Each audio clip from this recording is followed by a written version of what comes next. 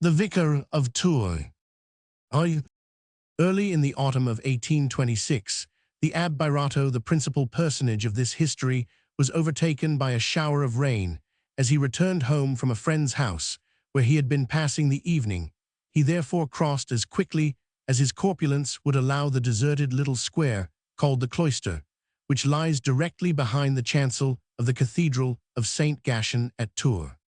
The Abbé Birato, a short little man apoplectic in constitution, and about 60 years old, had already gone through several attacks of gout. Now, among the petty miseries of human life, the one for which the worthy priest felt the deepest aversion was the sudden sprinkling of his shoes, adorned with silver buckles, and the wetting of their soles, notwithstanding the woolen socks in which at all seasons he enveloped his feet. With the extreme care that ecclesiastics take of themselves, he was apt at such times to get them a little damp, and the next day gout was sure to give him certain infallible proofs of constancy. Nevertheless, as the pavement of the cloister was likely to be dry, and as the Abbé had won 3 francs 10 sous in his rubber with Madame de Listomere, he bore the rain resignedly from the middle of the Place de l'Archevêque, where it began to come down in earnest. Besides, he was fondling his chimera desire, already 12 years old, the desire of a priest, a desire formed anew every evening, and now apparently very near accomplishment. In short, he had wrapped himself so completely in the fur cape of a canon that he did not feel the inclemency of the weather during the evening. Several of the company, who habitually gathered at Madame de Listomere's, had almost guaranteed to him his nomination to the office of canon, then vacant in the metropolitan chapter of Saint Gatien, assuring him that no one deserved such promotion as he whose rights, long overlooked, were indisputable. If he had lost the rubber, if he had heard that his rival, the Abbé Poil, was named canon, the worthy man would have thought the rain extremely chilling. He might even have thought ill of life. But it so chanced that he was in one of those rare moments when happy inward sensations make a man oblivious of discomfort. In hastening his steps, he obeyed a more mechanical impulse, and truth so essential in a history of manners and morals compels us to say that he was thinking of neither rain nor gout. In former days, there was in the cloister on the side towards the Grand Rue a cluster of houses forming a close and belonging to the cathedral, where several of the dignitaries of the chapter lived. After the confiscation of ecclesiastical property, the town had turned the passage through this close into a narrow street, called the Rue de la Salette, by which pedestrians passed from the cloister to the Grand Rue.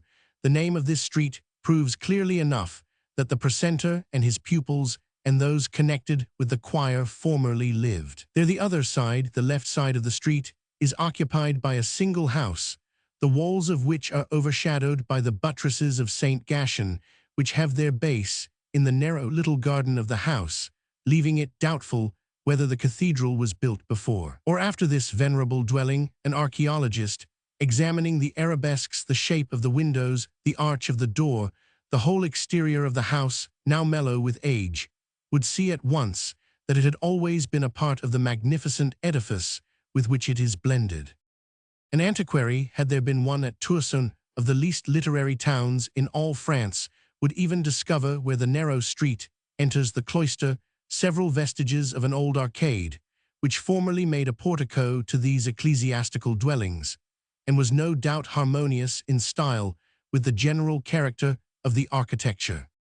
The house of which we speak, standing on the north side of the cathedral, was always in the shadow thrown by that vast edifice on which time had cast its dingy mantle, marked its furrows, and shed its chill humidity, its lichened mosses, and rank herbs. The darkened dwelling was wrapped in silence, broken only by the bells, by the chanting of the offices heard through the windows of the church, by the call of the jackdaws nesting in the belfries. The region is a desert of stones, a solitude, with a character of its own, an arid spot, which could only be inhabited by beings who had either attained to absolute nullity or were gifted with some abnormal strength of soul. The house in question had always been occupied by abbés, and it belonged to an old maid named Mademoiselle Gamard, though the property had been bought from the national domain under the Reign of Terror by the father of Mademoiselle Gamard. No one objected under the Restoration to the old maid's retaining it, because she took priests to board, and was very devout. It may be that religious persons gave her credit for the intention of leaving the property to the chapter.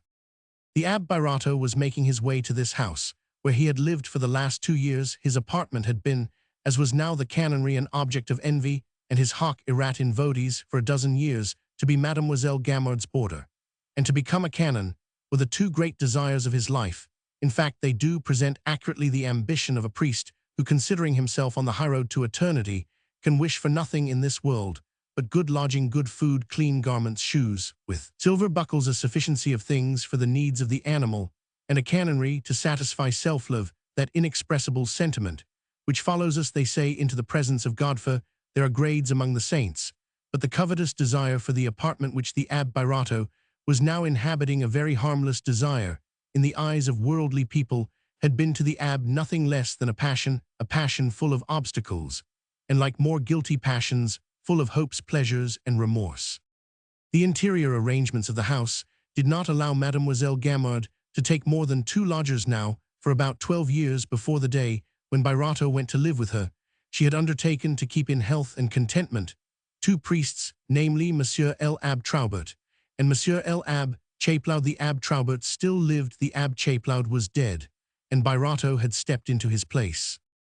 The late Abbé Chapelaud, in life a canon of Saint Gatien, had been an intimate friend of the Abbé Birato. Every time that the latter paid a visit to the canon, he had constantly admired the apartment, the furniture, and the library. Out of this admiration grew the desire to possess these beautiful things. It had been impossible for the Abbé Birato to stifle this desire, though it often made him suffer terribly when he reflected that the death of his best friend could alone satisfy his secret covetousness, which increased as time went on. The Abbé Chapelaud and his friend Birato were not rich. Both were sons of peasants, and their slender savings had been spent in the mere costs of living during the disastrous years of the Revolution, when Napoleon restored the Catholic worship.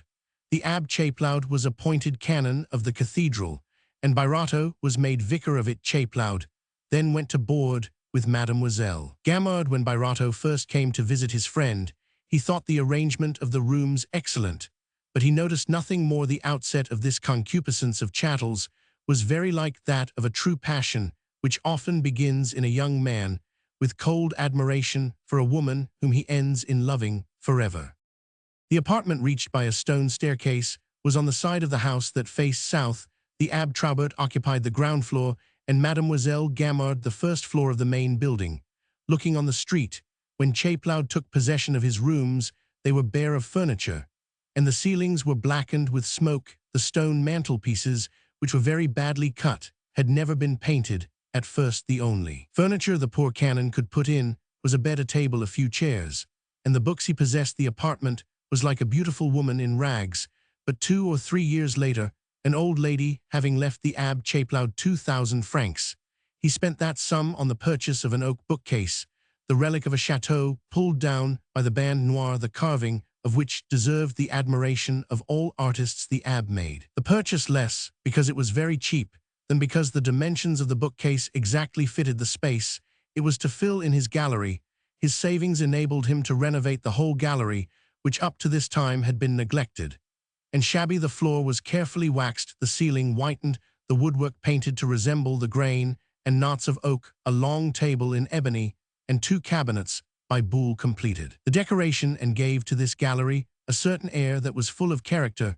In the course of 2 years, the liberality of devout persons and legacies, though small ones from pious penitents, filled the shelves of the bookcase, till then half empty. Moreover, Chapelaud's uncle, an old oratorian, had left him his collection in folio of the Fathers of the Church, and several other important works that were precious to a priest.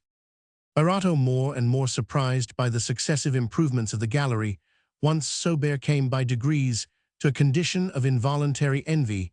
He wished he could possess that apartment so thoroughly in keeping with the gravity of ecclesiastical life. The passion increased from day to day, working sometimes for days together in this retreat. The vicar could appreciate the silence and the peace that reigned there. During the following year, the Abbé Chapelaud turned a small room into an oratory, which his pious friends took pleasure in beautifying still later. Another lady gave the canon a set of furniture for his bedroom, the covering of which she had embroidered under the eyes of the worthy man, without his ever suspecting its destination. The bedroom then had the same effect upon the vicar that the gallery had long had it dazzled him lastly. About 3 years before the Abbe Chapelaud's death, he completed the comfort of his apartment by decorating the salon, though the furniture was plainly covered in red Utrecht velvet. It fascinated Birato from the day when the canon's friend first laid eyes on the red damask curtains, the mahogany furniture, the Aubusson carpet, which adorned the vast room, then lately painted his envy of Chapelaud's apartment, became a monomania hidden within his breast, to live there, to sleep in that bed, with the silk curtains, where the canon slept, to have all Chapelaud's comforts about him. Would-be Birato felt complete happiness. He saw nothing beyond it, all the envy, all the ambition, which the things of this world give birth to, in the hearts of other men, concentrated themselves for Birato in the deep and secret longing he felt for an apartment like that which the Abbe Chapelaud had created for himself. When his friend fell ill, he went to him out of true affection, but all the same when he first heard of his illness, and when he sat by his bed to keep him company, there arose in the depths of his consciousness, in spite of himself, a crowd of thoughts, the simple formula of which was always, if Chapelaud dies, I can have this apartment. And yet Birato, having an excellent heart, contracted ideas, and a limited mind, did not go so far as to think of means by which to make his friend bequeath to him the library and the furniture. The Abbe Chapelaud, an amiable, indulgent egoist, fathomed his friends' desirous not a difficult thing to do, and forgave them, which may seem less easy to a priest, but it must be remembered that the vicar, whose friendship was faithful, did not fail to take a daily walk with his friend along their usual path in the Mail de Tours, never once depriving him of an instant of the time devoted for over 20 years to that exercise. Birato, who regarded his secret wishes as crimes, would have been capable, out of contrition, of the utmost devotion to his friend. The latter paid his debt of gratitude for a friendship so ingenuously sincere by saying a few days before his death, as the vicar sat by him reading the quotidian aloud, "This time you will certainly get the apartment. I feel it is all over with me now." Accordingly, it was found that the Abbe Chapelaud had left his library and all his furniture to his friend Birato. The possession of these things, so keenly desired, and the prospect of being taken to board by Mademoiselle Gamard, certainly did allay the grief which Birato felt at the death of his friend the canon. He might not have been willing to resuscitate him, but he mourned him for several days. He was like Gargantus, who, when his wife died in giving birth to Pantagruel, did not know whether to rejoice at the birth of a son or grieve at having buried his good Babette, and therefore cheated himself by rejoicing at the death of his wife, and deploring the advent of Pantagruel. The Abbe Birato spent the first days of his mourning in verifying the books in his library, in making use of his furniture, in examining the whole of his inheritance, saying in a tone which unfortunately was not noted at the time, "Poor Chapelaud, his joy and his grief so completely absorbed him that he felt no pain when he found that the office of canon, in which the late Chapelaud had hoped his friend Birato might succeed him, was given to another. Mademoiselle Gamard, having cheerfully agreed to take the vicar to board, the latter was thenceforth a participator in all those felicities of material comfort of which the deceased canon had been wont to boast. Incalculable they were, according to the Abbe Chapelaud. None of the priests who inhabited the city of Tours, not even the archbishop, had ever been the object of such minute and delicate attentions as those bestowed by Mademoiselle Gamard on her 2 lodgers. The first words the canon said to his friend when they met for their walk on the Mail referred usually to the succulent dinner he had just eaten, and it was a very rare thing if during the walks of each week he did not say at least 14 times, "That excellent spinster certainly has a vocation for serving ecclesiastics." Just think, the canon would say to Birato that for 12 consecutive years nothing has ever been amiss. Linen in perfect order, bands, albs, surplices. I find everything in its place, always in sufficient quantity and smelling of orris root. My furniture is rubbed and kept so bright that I don't know when I have seen any dust. Did you ever see a speck of it in my rooms? Then the firewood is so well selected. The least little things are excellent. Mademoiselle Gamard keeps an incessant watch over my wants. I can't remember having rung twice for anything, no matter what, in 10 years. That's what I call living. I never have to look for a single thing.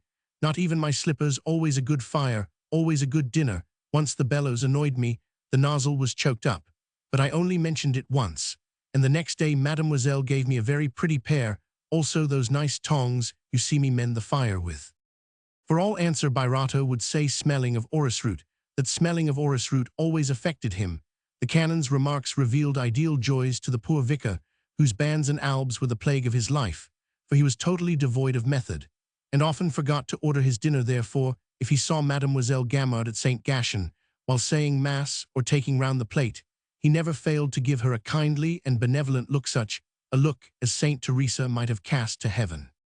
Though the comforts which all creatures desire, and for which he had so often longed, thus fell to his share, the Abbé Birato, like the rest of the world, found it difficult even for a priest to live without something to hanker for. Consequently, for the last 18 months, he had replaced his too satisfied passions by an ardent longing for a canonry.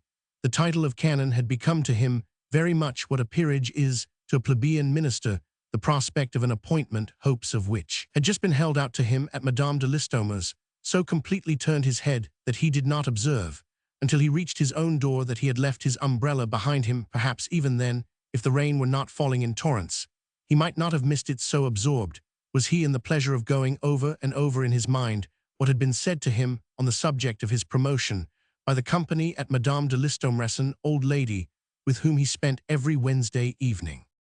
The vicar rang loudly, as if to let the servant know she was not to keep him waiting. Then he stood close to the door to avoid, if he could, getting showered, but the drip from the roof fell precisely on the toes of his shoes, and the wind blew gusts of rain into his face that were much like a shower bath. Having calculated the time necessary for the woman to leave the kitchen and pull the string of the outer door, he rang again, this time in a manner that resulted in a very significant peal of the bell. "They can't be out," he said to himself, not hearing any movement on the premises. Again he rang, producing a sound that echoed sharply through the house, and was taken up and repeated by all the echoes of the cathedral, so that no one could avoid waking up at the remonstrating racket. Accordingly, in a few moments, he heard, not without some pleasure in his wrath, the wooden shoes of the servant woman clacking along the paved path which led to the outer door. But even then, the discomforts of the gouty old gentleman were not so quickly over as he hoped. Instead of pulling the string, Marion was obliged to turn the lock of the door with its heavy key and pull back all the bolts. "Why did you let me ring 3 times in such weather?" said the vicar. "But monsieur, don't you see the door was locked? We have all been in bed ever so long. It struck 11:15 some time ago. Mademoiselle must have thought you were in. You saw me go out yourself. Besides, Mademoiselle knows very well I always go to Madame de Listomere's on Wednesday evening. I only did as Mademoiselle told me, monsieur." These words struck the vicar a blow which he felt the more because his late reverie had made him completely happy. He said nothing, and followed Marion towards the kitchen to get his candlestick, which he supposed had been left there as usual. But instead of entering the kitchen, Marion went on to his own apartments, and the vicar beheld his candlestick on a table close to the door of the red salon, in a sort of antechamber formed by the landing of the staircase, which the late canon had enclosed with a glass partition. Mute with amazement, he entered his bedroom, hastily found no fire, and called to Marion, who had not had time to get downstairs. "You have not lighted the fire," he said. "Beg pardon, Monsieur l'Abbé, I did," she said. "It must have gone out." Birato looked again at the hearth and felt convinced that the fire had been out since morning. "I must dry my feet," he said. "Make the fire." Marion obeyed with the haste of a person who wants to get back to her night's rest, while looking about him for his slippers, which were not in the middle of his bedside carpet. As usual, the abbé took mental notes of the state of Marion's dress, which convinced him that she had not got out of bed to open the door, as she said she had. He then recollected that for the last 2 weeks he had been deprived of various little attentions, which for 18 months had made life sweet to him. Now, as the nature of narrow minds induces them to study trifles, Birato plunged suddenly into deep meditation on these 4 circumstances, imperceptible in their meaning to others, but to him indicative of 4 catastrophes. The total loss of his happiness was evidently foreshadowed in the neglect to place his slippers, in Marion's falsehood about the fire, in the unusual removal of his candlestick to the table of the antechamber, and in the evident intention to keep him waiting in the rain. When the fire was burning on the hearth, and the lamp was lighted, and Marian had departed without saying, "As usual, does Monsieur want anything more?" the Abbé Birato let himself fall gently into the wide and handsome easy-chair of his late friend. But there was something mournful in the movement with which he dropped upon it. The good soul was crushed by a presentiment of coming calamity. His eyes roved successively to the handsome tall clock, the bureau curtains, chairs, carpets, to the stately bed, the basin of Hollywater, the crucifix, to Virgin by Valentin, a Christ by Lebrun, in short, to all the accessories of this cherished room, while his face expressed the anguish of the tenderest farewell that a lover ever took of his first mistress. Or an old man of his lately planted trees, the vicar had just perceived somewhat late, it is true, the signs of a dumb persecution instituted against him for the last 3 months by Mademoiselle Gamard, whose evil intentions would doubtless have been fathomed much sooner by a more intelligent man. Old maids have a special talent for accentuating the words and actions which their dislikes suggest to them. They scratch like cats, they not only wound, but they take pleasure in wounding, and in making their victim see that he is wounded. A man of the world would never have allowed himself to be scratched twice. The good Abbé, on the contrary, had taken several blows from those sharp claws before he could be brought to believe in any evil intention. But when he did perceive it, he set to work with the inquisitorial sagacity which priests acquire by directing consciences and burrowing into the nothings of the confessional to establish, as though it were a matter of religious controversy, the following proposition, admitting that Mademoiselle Gamard did not remember it was Madame de Listomer's evening, and that Marian did think I was home, and did really forget to make my fire. It is impossible, inasmuch as I myself took down my candlestick this morning, that Mademoiselle Gamard, seeing it in her salon, could have supposed I had gone to bed. Ergo, Mademoiselle Gamard intended that I should stand out in the rain, and by carrying my candlestick upstairs, she meant to make me understand it. What does it all mean? He said aloud, roused by the gravity of these circumstances, and rising as he spoke to take off his damp clothes, get into his dressing gown, and do up his head for the night. Then he returned from the bed to the fireplace, gesticulating and launching forth, in various tones, the following sentences, all of which ended in a high falsetto key, like notes of interjection. What the deuce have I done to her? Why is she angry with me? Marian did not forget my fire. Mademoiselle told her not to light it. I must be a child, if I can't see from the tone and manner she has been taking to me, that I've done something to displease her. Nothing like it ever happened to Chapelaud. I can't live in the midst of such torments as at my age.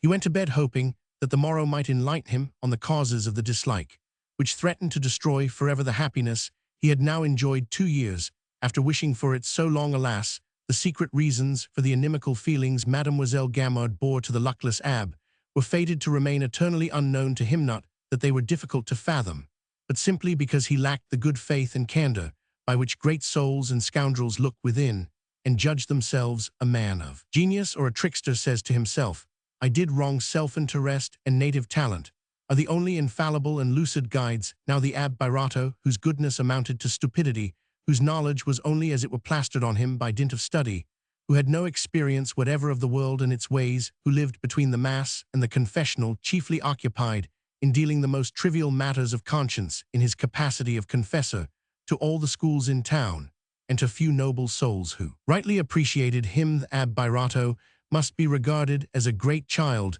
to whom most of the practices of social life were utterly unknown, and yet the natural selfishness of all human beings, reinforced by the selfishness peculiar to the priesthood, and that of the narrow life of the provinces, had insensibly and unknown to himself developed within him. If anyone had felt enough interest in the good man to probe his spirit and prove to him that in the numerous petty details of his life, and in the minute duties of his daily existence, he was essentially lacking in the self-sacrifice he professed, he would have punished and mortified himself in good faith.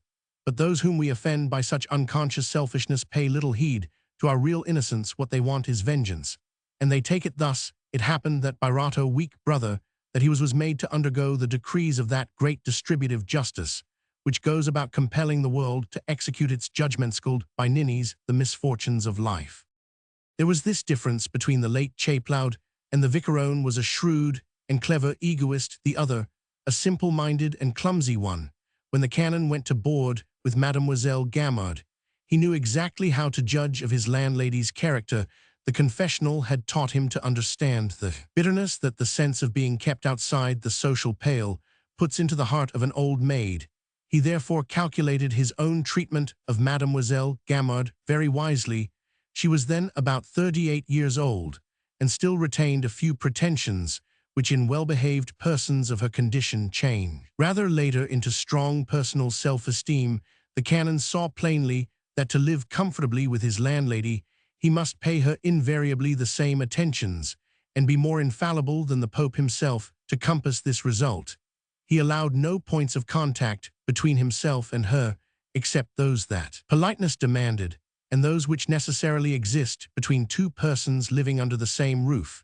Thus, though he and the Abbé Traubert took their regular 3 meals a day, he avoided the family breakfast by inducing Mademoiselle Gamard to send his coffee to his own room. He also avoided the annoyance of supper by taking tea in the houses of friends with whom he spent his evenings. In this way, he seldom saw his landlady except at dinner, but he always came down to that meal a few minutes in advance of the hour. During this visit of courtesy, as it may be called, he talked to her for the 12 years he had lived under her roof, on nearly the same topics, receiving from her the same answers: how she had slept, her breakfast, the trivial domestic events, her looks, her health, the weather, the time the church services had lasted, the incidents of the Mass, the health of such or such a priest. These were the subjects of their daily conversation. During dinner, he invariably paid her certain indirect compliments.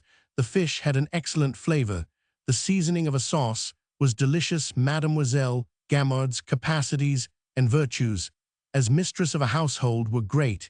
He was sure of flattering the old maid's vanity by praising the skill with which she made or prepared her preserves and pickles and pates and other gastronomical inventions. To cap all, the wily canon never left his landlady's yellow salon after dinner without remarking that there was no house in Tours where he could get such good coffee as that he had just imbibed.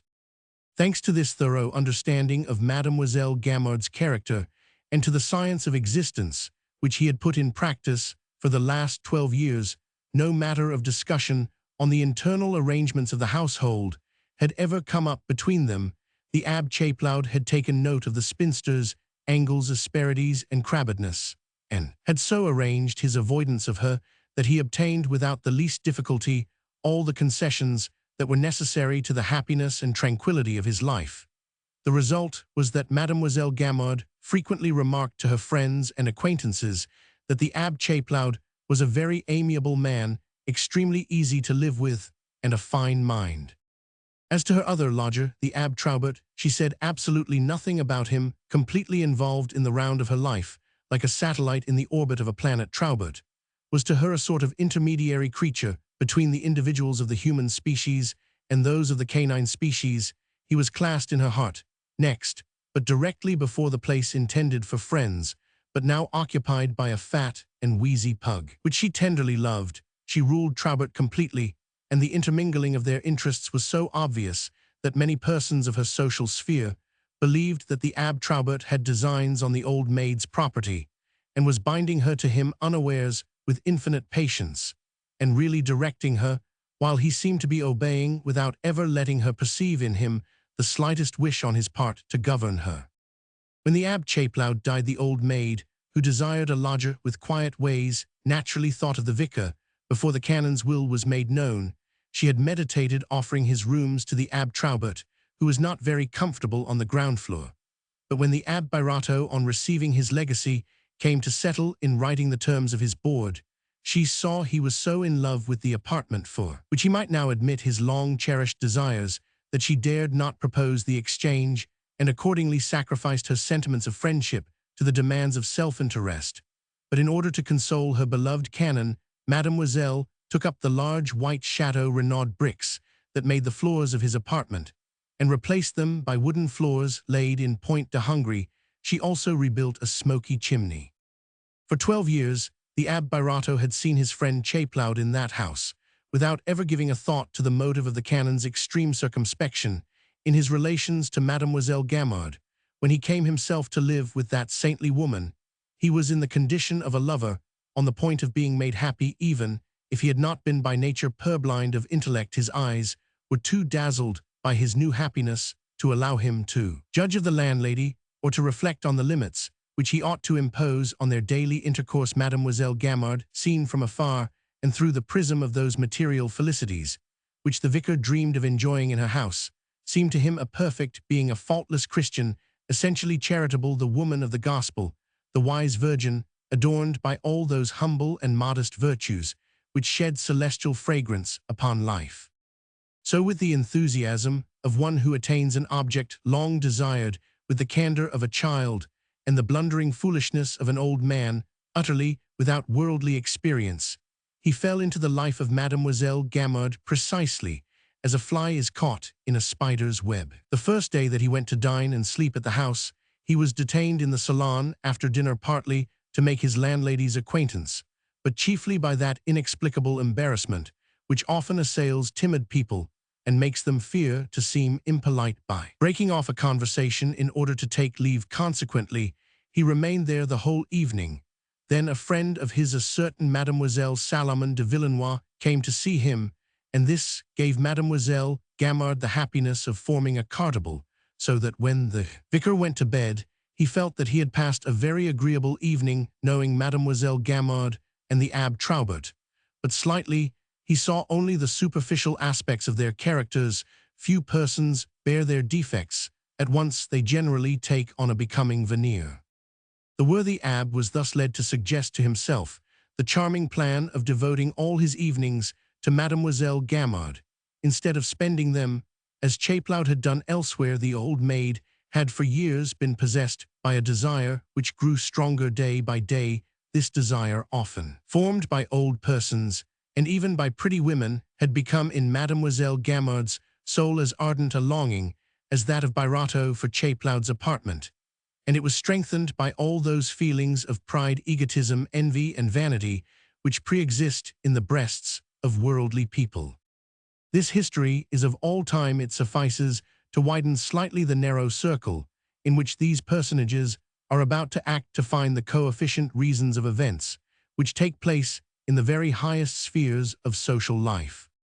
Mademoiselle Gamard spent her evenings by rotation in 6 or 8 different houses, whether it was that she disliked being obliged to go out to seek society, and considered that at her age she had a right to expect some return, or that her pride was wounded at receiving no company in her house, or that her self-love craved the compliments she saw her various hostesses receive. Asserting it is that her whole ambition was to make her salon a center towards which a given number of persons should nightly make their way with pleasure. One morning, as she left St. Gatien, after Birato and his friend, Mademoiselle Salomon had spent a few evenings with her, and with the faithful and patient Traubert, she said to certain of her good friends whom she met at the church door, and whose slave she had hitherto considered herself, that those who wished to see her could certainly come once a week to her house, where she had friends enough to make a cartable. She could not leave the Abbé Birato. Mademoiselle Salomon had not missed a single evening that week.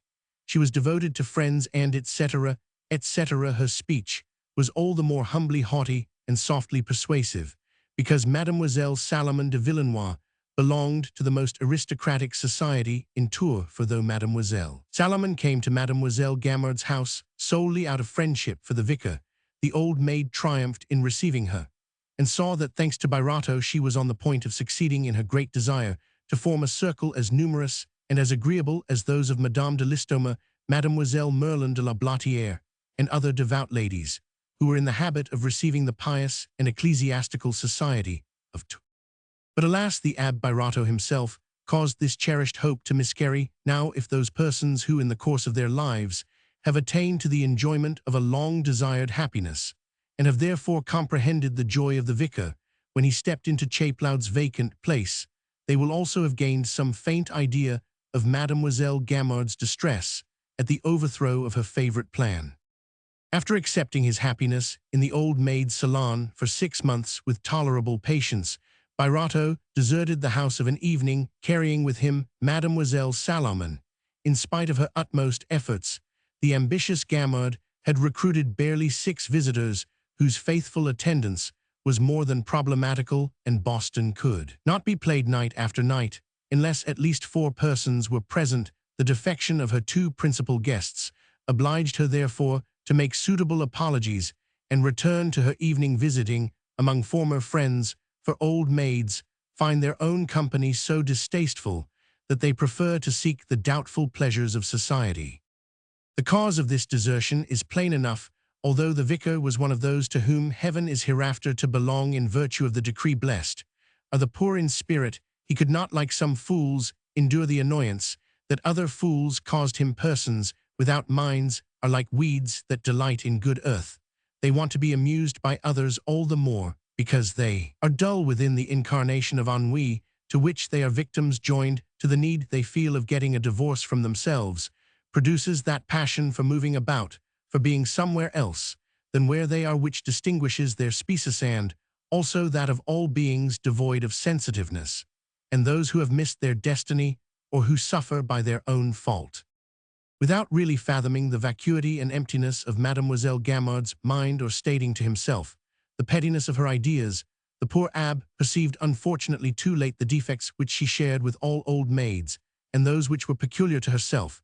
The bad points of others show out so strongly against the good that they usually strike our eyes before they wound us. This moral phenomenon might at a pinch be made to excuse the tendency we all have more or less to gossip. It is so natural, socially speaking, to laugh at the failings of others that we ought to forgive the ridicule our own absurdities excite, and be annoyed only by calumny. But in this instance, the eyes of the good vicar never reached the optical range which enables men of the world to see and evade their neighbors' rough points. Before he could be brought to perceive the faults of his landlady, he was forced to undergo the warning which nature gives to all her creatures. Old maids who have never yielded in their habits of life, or in their characters, to other lives and other characters, as the fate of woman exacts, have as a general thing a mania for making others give way to them. In Mademoiselle Gamard, this sentiment had degenerated into despotism, but a despotism that could only exercise itself on little things. For instance, among 100 other examples, the basket of counters placed on the cartable for the Abbe Birato was to stand exactly where she placed it, and the Abbe annoyed her terribly by moving it, which he did nearly every evening. How is this sensitiveness, stupidly spent on nothings, to be accounted for? What is the object of it? No one could have told in this case. Mademoiselle Gamard herself knew no reason for it. The vicar, though a sheep by nature, did not like any more than other sheep to feel the crook too often, especially when it bristled with spikes. Not seeking to explain to himself the patience of the Abbe Traubert Birato, simply withdrew from the happiness which Mademoiselle Gamard believed that she seasoned to his licking, for she regarded happiness as a thing to be made like her preserves. But the luckless Abbe made the break in a clumsy way, the natural way of his own naive character, and it was not carried out without much nagging and sharpshooting, which the Abbe Birato endeavored to bear as if he did not feel them. By the end of the first year of his sojourn under Mademoiselle Gamard's roof, the vicar had resumed his former habits, spending 2 evenings a week with Madame de Listomere, 3 with Mademoiselle Salomon, and the other 2 with Mademoiselle Merlin de la Blottière. These ladies belonged to the aristocratic circles of Touranian society, to which Mademoiselle Gamard was not admitted. Therefore the Abbe's abandonment was the more insulting, because it made her feel her want of social value. All choice implies contempt for the thing rejected. Monsieur Birato does not find us agreeable enough, said the Abbe Traubert to Mademoiselle Gamard's friends, when she was forced to tell them that her evenings must be given up. He is a man of the world and a good liver. He wants fashion, luxury, witty conversation, and the scandals of the town. These words, of course, obliged Mademoiselle Gamard to defend herself at Birato's expense. He is not much a man of the world, she said. If it had not been for the Abbe Chapelaud, he would never have been received at Madame de Listomere's. Oh, what didn't I lose in losing the Abbe Chapelaud, such an amiable man, and so easy to live with. In 12 whole years, I never had the slightest difficulty or disagreement with him. Presented thus, the innocent Abbe was considered by this bourgeois society which secretly hated the aristocratic society as a man essentially exacting and hard to get along with for a weak. Mademoiselle Gamard enjoyed the pleasure of being pitied by friends who, without really thinking one word of what they said, kept repeating to her, "How could he have turned against you so kind and gentle as you are, or console yourself, dear Mademoiselle Gamard, you are so well known that," etc. Nevertheless, these friends, enchanted to escape one evening a week in the cloister, the darkest, dreariest, and most out-of-the-way corner in Tours, blessed the poor vicar in their hearts. Between persons who are perpetually in each other's company, dislike or love increases daily. Every moment brings reasons to love or hate each other more and more. The Abbé Birato soon became intolerable to Mademoiselle Gamard 18 months after she had taken him to board, and at the moment when the worthy man was mistaking the silence of hatred for the peacefulness of content, and applauding himself for having, as he said, managed matters so well with the old maid, he was really the object of an underhand persecution, and a vengeance deliberately planned. The four marked circumstances of the locked door, the forgotten slippers, the lack of fire, and the removal of the candlestick were the first signs that revealed to him a terrible enmity, the final consequences of which were destined not to strike him until the time came when they were irreparable. As he went to bed, the worthy vicar worked his brains quite uselessly, for he was soon at the end of them to explain to himself the extraordinarily discourteous conduct of Mademoiselle Gamard. The fact was that, having all along acted logically in obeying the natural laws of his own egotism, it was impossible that he should now perceive his own faults towards his landlady. Though the great things of life are simple to understand and easy to express, the littlenesses require a vast number of details to explain them. The foregoing events, which may be called a sort of prologue to this bourgeois drama, in which we shall find passions as violent as those excited by great interests, required this long introduction, and it would have been difficult for any faithful historian to shorten the account of these minute developments. Roman 2. The next morning, on awaking, Birato thought so much of his prospective canonry that he forgot the four circumstances in which he had seen the night before such threatening prognostics of a future full of misery. The vicar was not a man to get up without a fire. He rang to let Marion know that he was awake, and that she must come to him. Then he remained, as his habit was, absorbed in somnolent musings.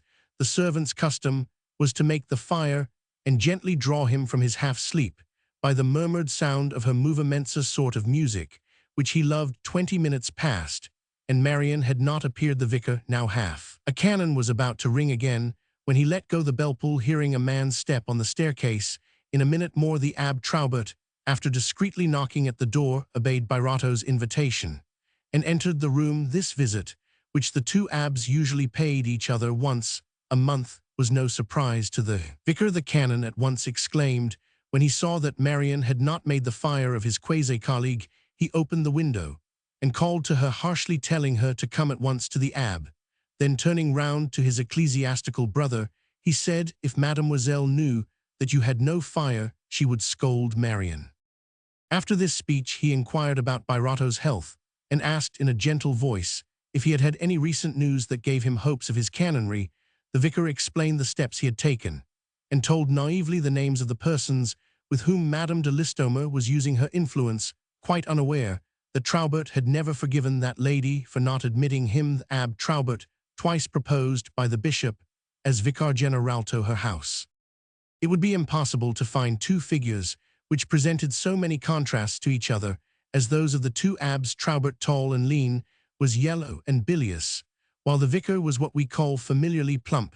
Birato's face, round and ruddy, proclaimed a kindly nature barren of ideas, while that of the Abbé Traubert, long and ploughed by many wrinkles, took on at times an expression of sarcasm or else of contempt.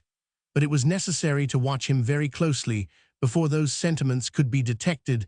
The canon's habitual condition was perfect calmness, and his eyelids were usually lowered over his orange-colored eyes, which could, however, give clear and piercing glances when he liked. Reddish hair added to the gloomy effect of this countenance, which was always obscured by the veil which deep meditation drew across its features.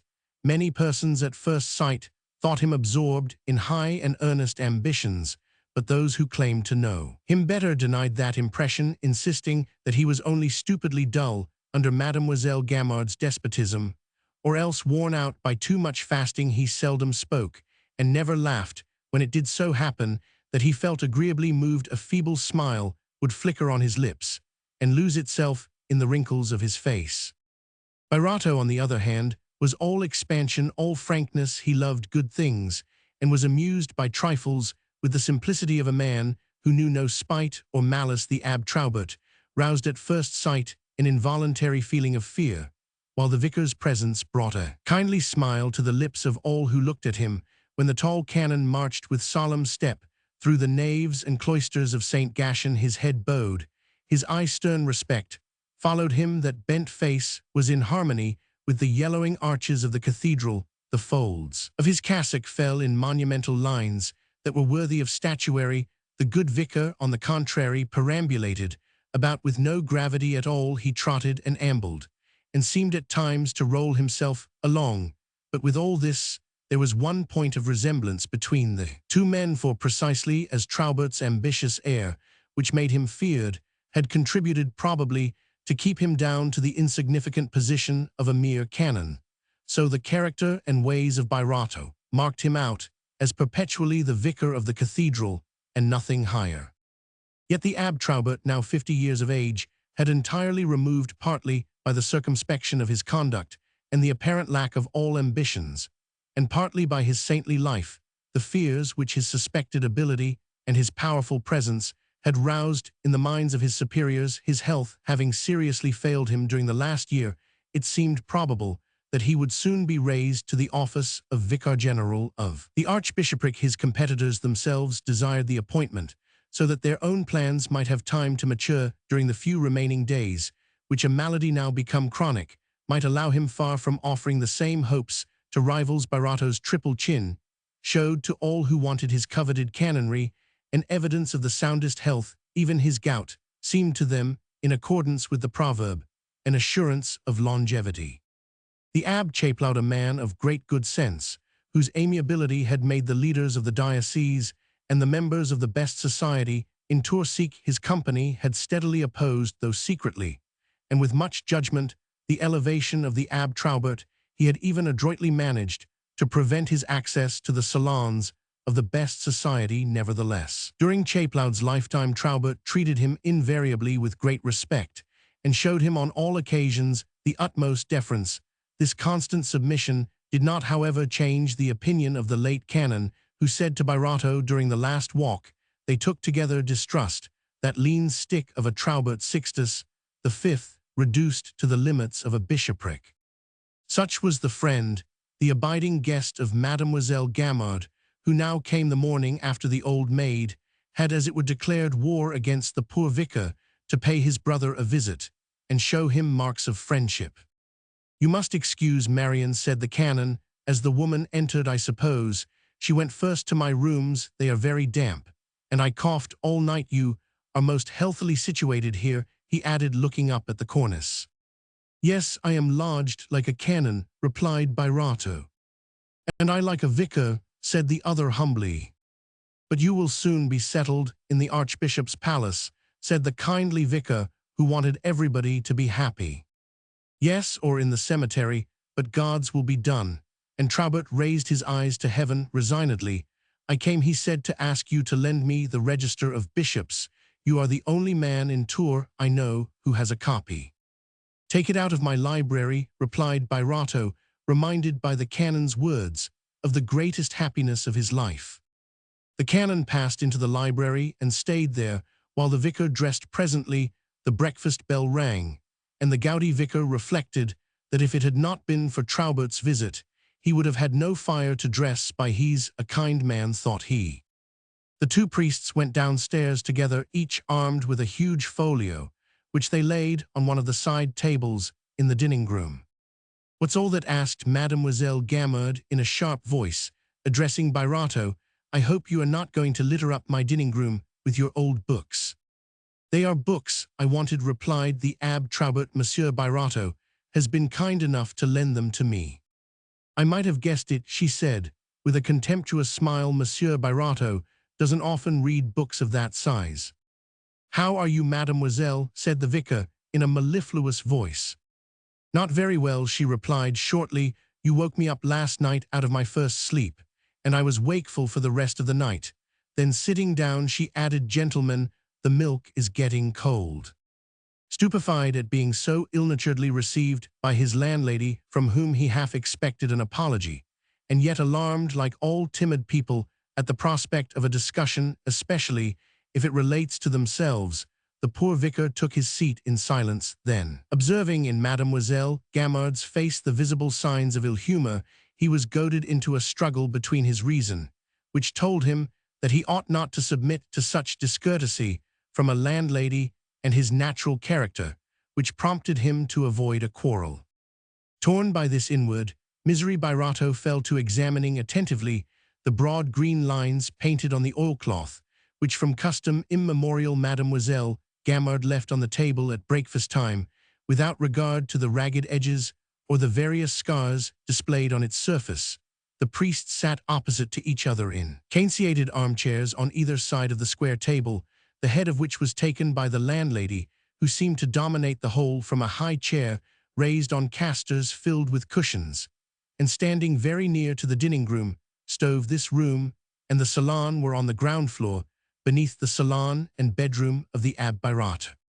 When the vicar had received his cup of coffee, duly sugared from Mademoiselle Gamard, he felt chilled to the bone at the grim silence in which he was forced to proceed with the usually gay function of breakfast. He dared not look at Traubert's dreed-up features, nor at the threatening visage of the old maid, and he therefore turned to keep himself in countenance to the plethoric pug, which was lying on a cushion near the stovia position. That victim of obesity seldom quitted, having a little plate of dainties always at his left side, and a bowl of fresh water at his right. "Well, my pretty," said the vicar, "are you waiting for your coffee?" The personage thus addressed, one of the most important in the household, though the least troublesome, inasmuch as he had ceased to bark and left the talking to his mistress, turned his little eyes sunk in rolls of fat upon Birato.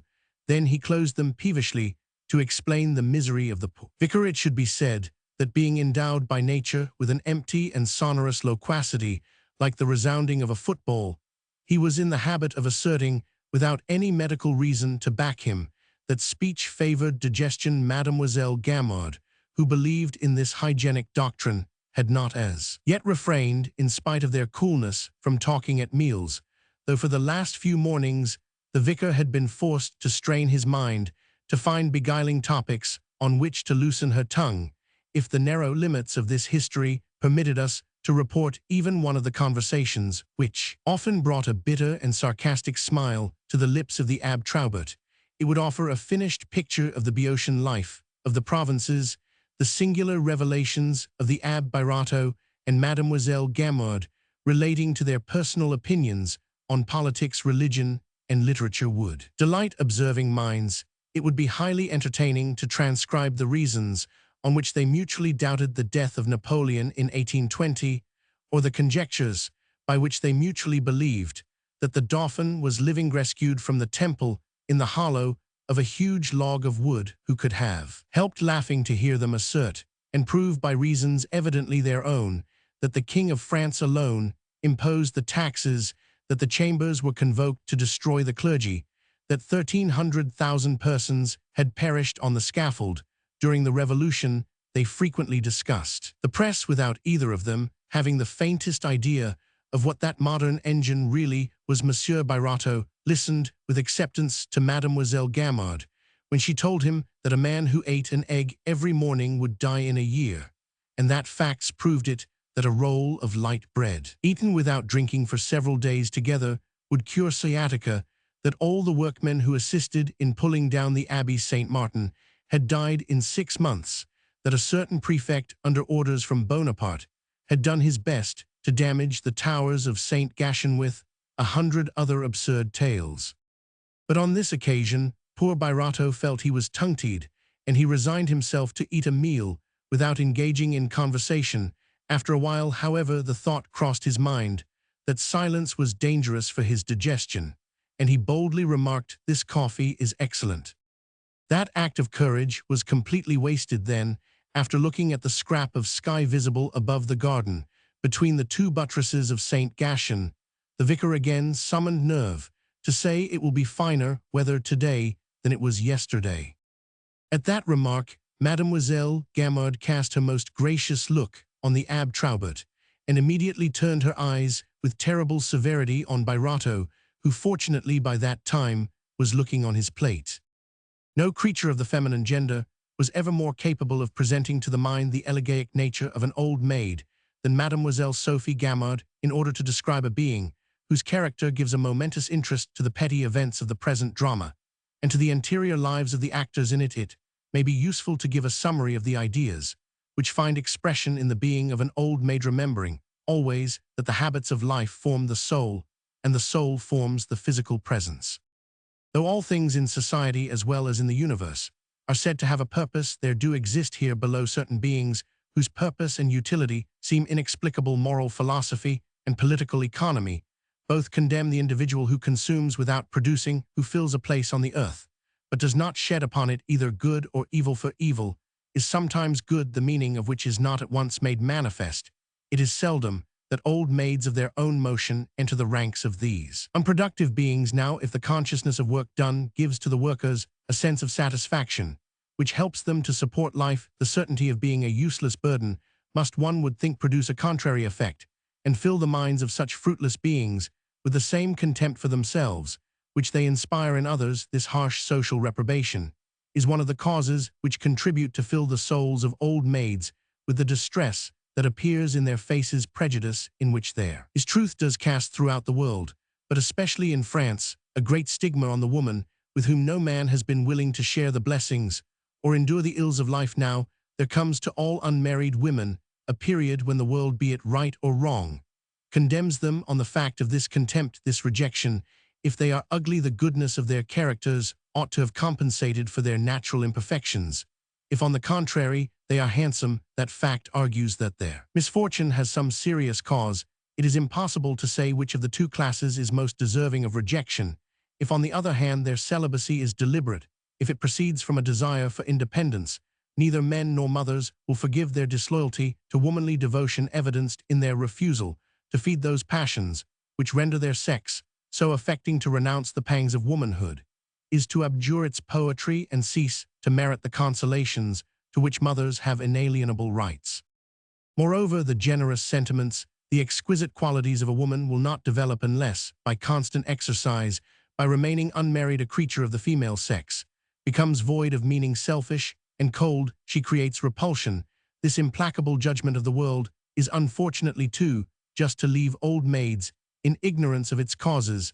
Such ideas shoot up in their hearts as naturally as the effects of their saddened lives appear upon their features. Consequently, they wither because the constant expression of happiness which blooms on the faces of other women and gives so soft a grace to their movements has never existed for them. They grow sharp and peevish because all human beings who miss their vocation are unhappy. They suffer, and suffering gives birth to the bitterness of ill will. In fact, before an old maid blames herself for her isolation, she blames others, and there is but one step between reproach and the desire for revenge. But more than this, the ill grace and want of charm noticeable in these women are the necessary result of their lives never having felt a desire to please elegance, and the refinements of good taste are foreign to them. They see only themselves in themselves. This instinct brings them unconsciously to choose the things that are most convenient to themselves at the sacrifice of those which might be more agreeable to others, without rendering account to their own minds of the difference between themselves and other women. They end by feeling that difference and suffering under it. Jealousy is an indelible sentiment in the female breast.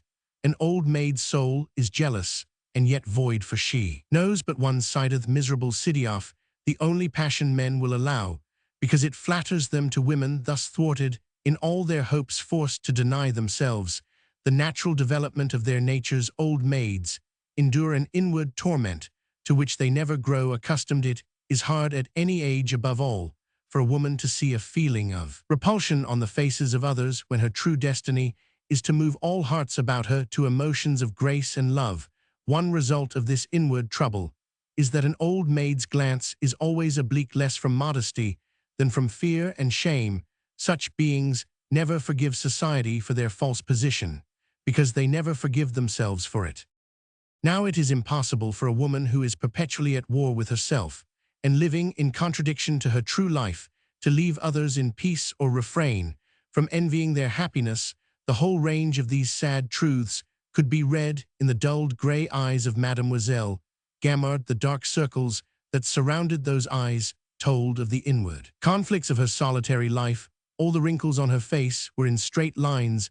The structure of her forehead and cheeks was rigid and prominent. She allowed with apparent indifference certain scattered hairs, once brown, to grow upon her chin. Her thin lips scarcely covered teeth that were too long, though still quite white. Her complexion was dark, and her hair, originally black, had turned grey from frightful headshess, a misfortune which obliged her to wear a false front, not knowing how to put it on so as to conceal the junction between the real and the false.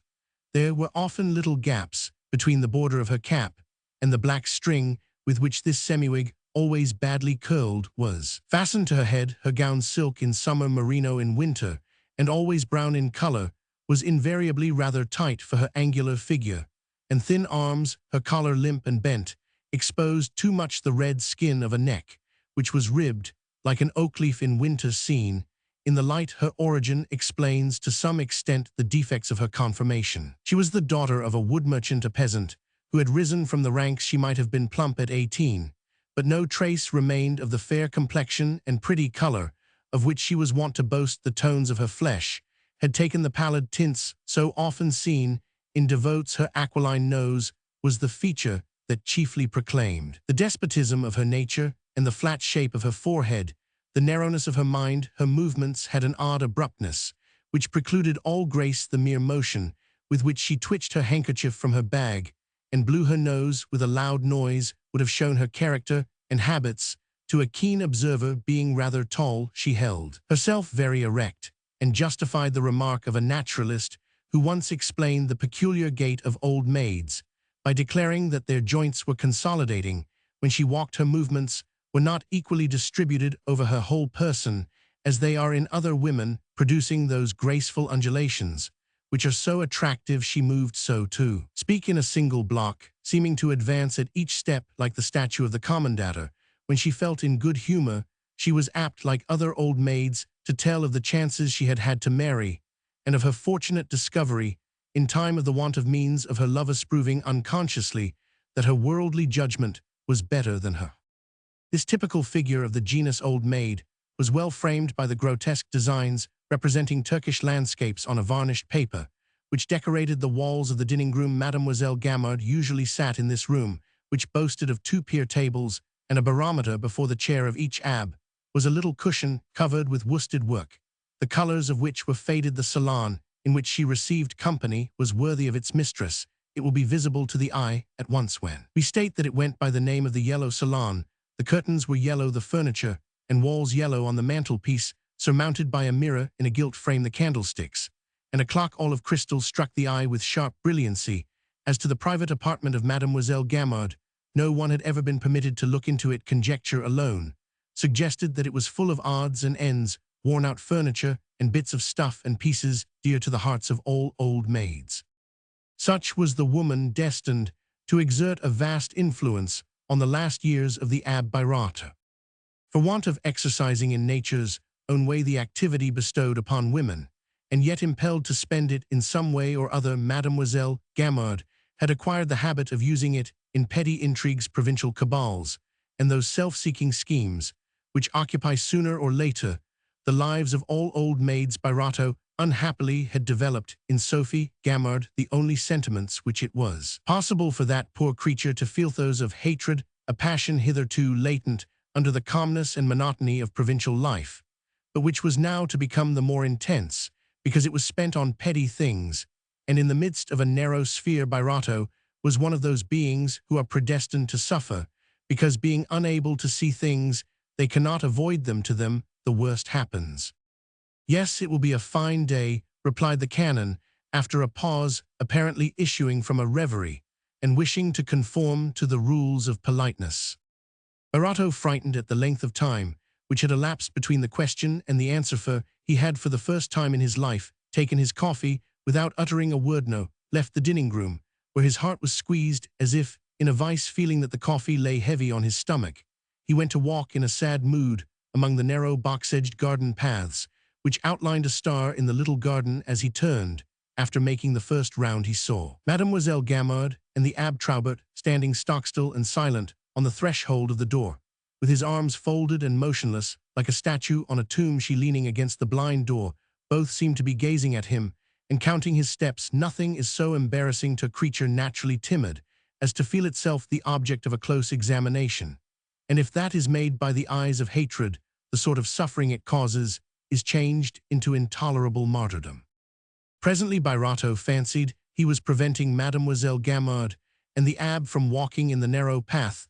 That idea, inspired equally by fear and kindness, became so strong that he left the garden and went to the church, thinking no longer of his canonry. So absorbed was he by the disheartening tyranny of the old maid. Luckily for him, he happened to find much to do at St. Gatien. Several funerals, a marriage, and 2 baptisms. Thus employed, he forgot his griefs. When his stomach told him that dinner was ready, he drew out his watch and saw, not without alarm, that it was some minutes after 4. Being well aware of Mademoiselle Gamard's punctuality, he hurried back to the house. He saw at once, on passing the kitchen door, that the first course had been removed.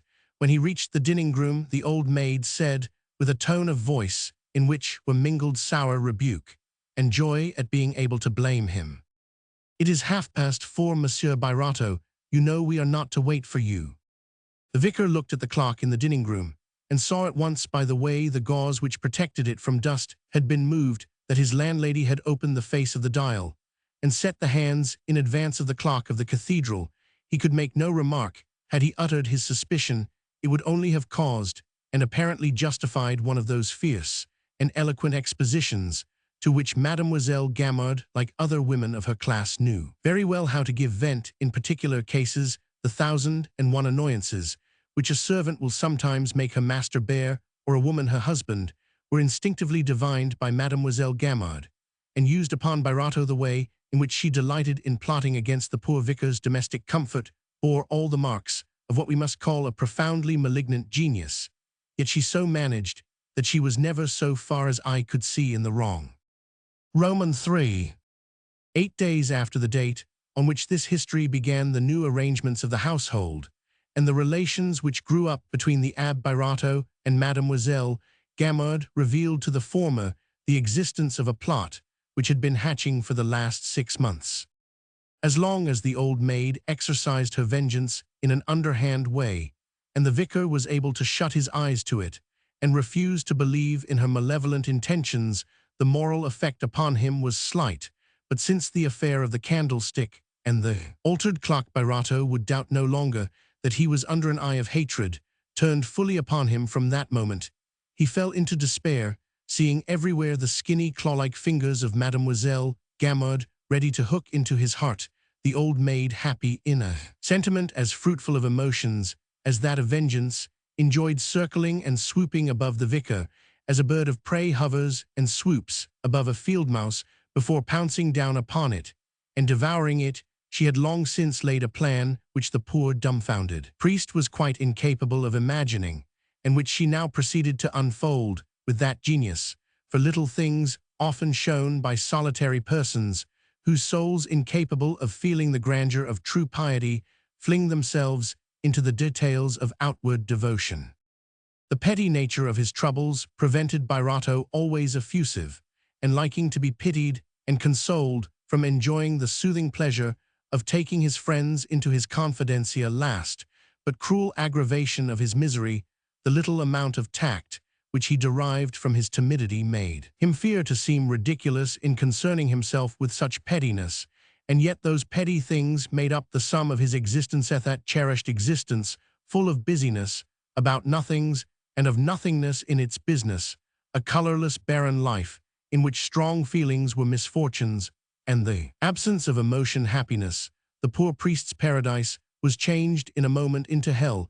His sufferings became intolerable. The terror he felt at the prospect of a discussion with Mademoiselle Gamard increased day by day. The secret distress, which blighted his life, began to injure his health. One morning, as he put on his mottled blue stockings, he noticed a marked diminution in the circumference of his calves. Horrified by so cruel and undeniable a symptom, he resolved to make an effort and appeal to the Abbé Traubert, requesting him to intervene officially between Mademoiselle Gamard and himself.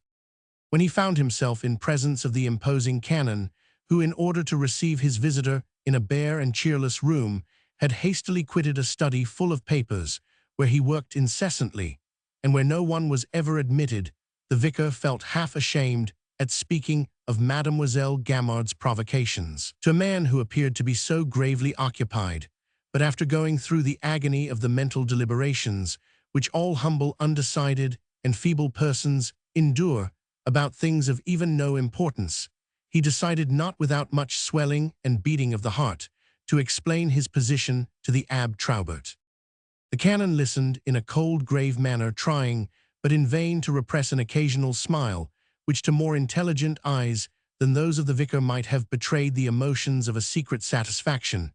A flame seemed to dart from his eyelids when Birato pictured, with the eloquence of genuine feeling, the constant bitterness he was made to swallow. But Traubert laid his hand above those lids with a gesture very common to thinkers, maintaining the dignified demeanor which was usual with him when the vicar had ceased to speak. He would indeed have been puzzled had he sought on Traubert's face, marbled with yellow blotches, even more yellow than his usually bilious skin, for any trace of the feelings he must have excited in that mysterious priest. After a moment's silence, the canon made one of those answers which required long study before their meaning could be thoroughly perceived, though later they proved to reflecting persons the astonishing depths of his spirit and the power of his mind. He simply crushed Birato by telling him that these things amazed him all the more because he should never have suspected their existence were it not for his brother's confession. He attributed such stupidity on his part to the gravity of his occupations, his labors, the absorption in which his mind was held by certain elevated thoughts, which prevented his taking due notice of the petty details of life. He made the vicar observe, but without appearing to censure, the conduct of a man whose age and connections deserved all respect, that in former days recluses thought little about their food and lodging in the solitude of their retreats, where they were lost in holy contemplations, and that in our days priests could make a retreat for themselves in the solitude of their own hearts. Then, reverting to Birato's affairs, he added that such disagreements were a novelty to him. For 12 years, nothing of the kind had occurred between Mademoiselle Gamard and the venerable Abbé Chaplaud. As for himself, he might no doubt be an arbitrator between the vicar and their landlady, because his friendship for that person had never gone beyond the limits imposed by the Church on her faithful servants. But if so justice demanded that he should hear both sides, he certainly saw no change in Mademoiselle Gamard, who seemed to him the same as ever. He had always submitted to a few of her caprices, knowing that the excellent woman was kindness and gentleness itself. The slight fluctuations of her temper should be attributed, he thought, to sufferings caused by a pulmonary affection, of which she said little, resigning herself to bear them in a truly Christian spirit. He ended by assuring the vicar that if he stayed a few years longer in Mademoiselle Gamard's house, he would learn to understand her better and acknowledge the real value of her excellent nature. Birato left the room, confounded in the direful necessity of consulting no one. He now judged Mademoiselle Gamard as he would himself, and the poor man fancied that if he left her house for a few days, he might extinguish for want of fuel the dislike the old maid felt for him. He accordingly resolved to spend, as he formerly did, a week or so at a country house where Madame de Listomere passed her autumns, a season when the sky is usually pure and tender in Touraine. Poor man, in so doing, he did the thing that was most desired by his terrible enemy, whose plans could only have been brought to naught by the resistant patience of a monk. But the vicar, unable to divine them, not understanding even his own affairs, was doomed to fall like a lamb at the butcher's first blow. Madame de Listomere's country place, situated on the embankment which lies between Tours and the heights of St. George's, with a southern exposure, and surrounded by rocks, combined the charms of the country with the pleasures of the town. It took but 10 minutes from the bridge of Tours to reach the house, which was called the Alauity a great advantage, in a region where no one will put himself out for anything whatsoever, not even to seek a pleasure.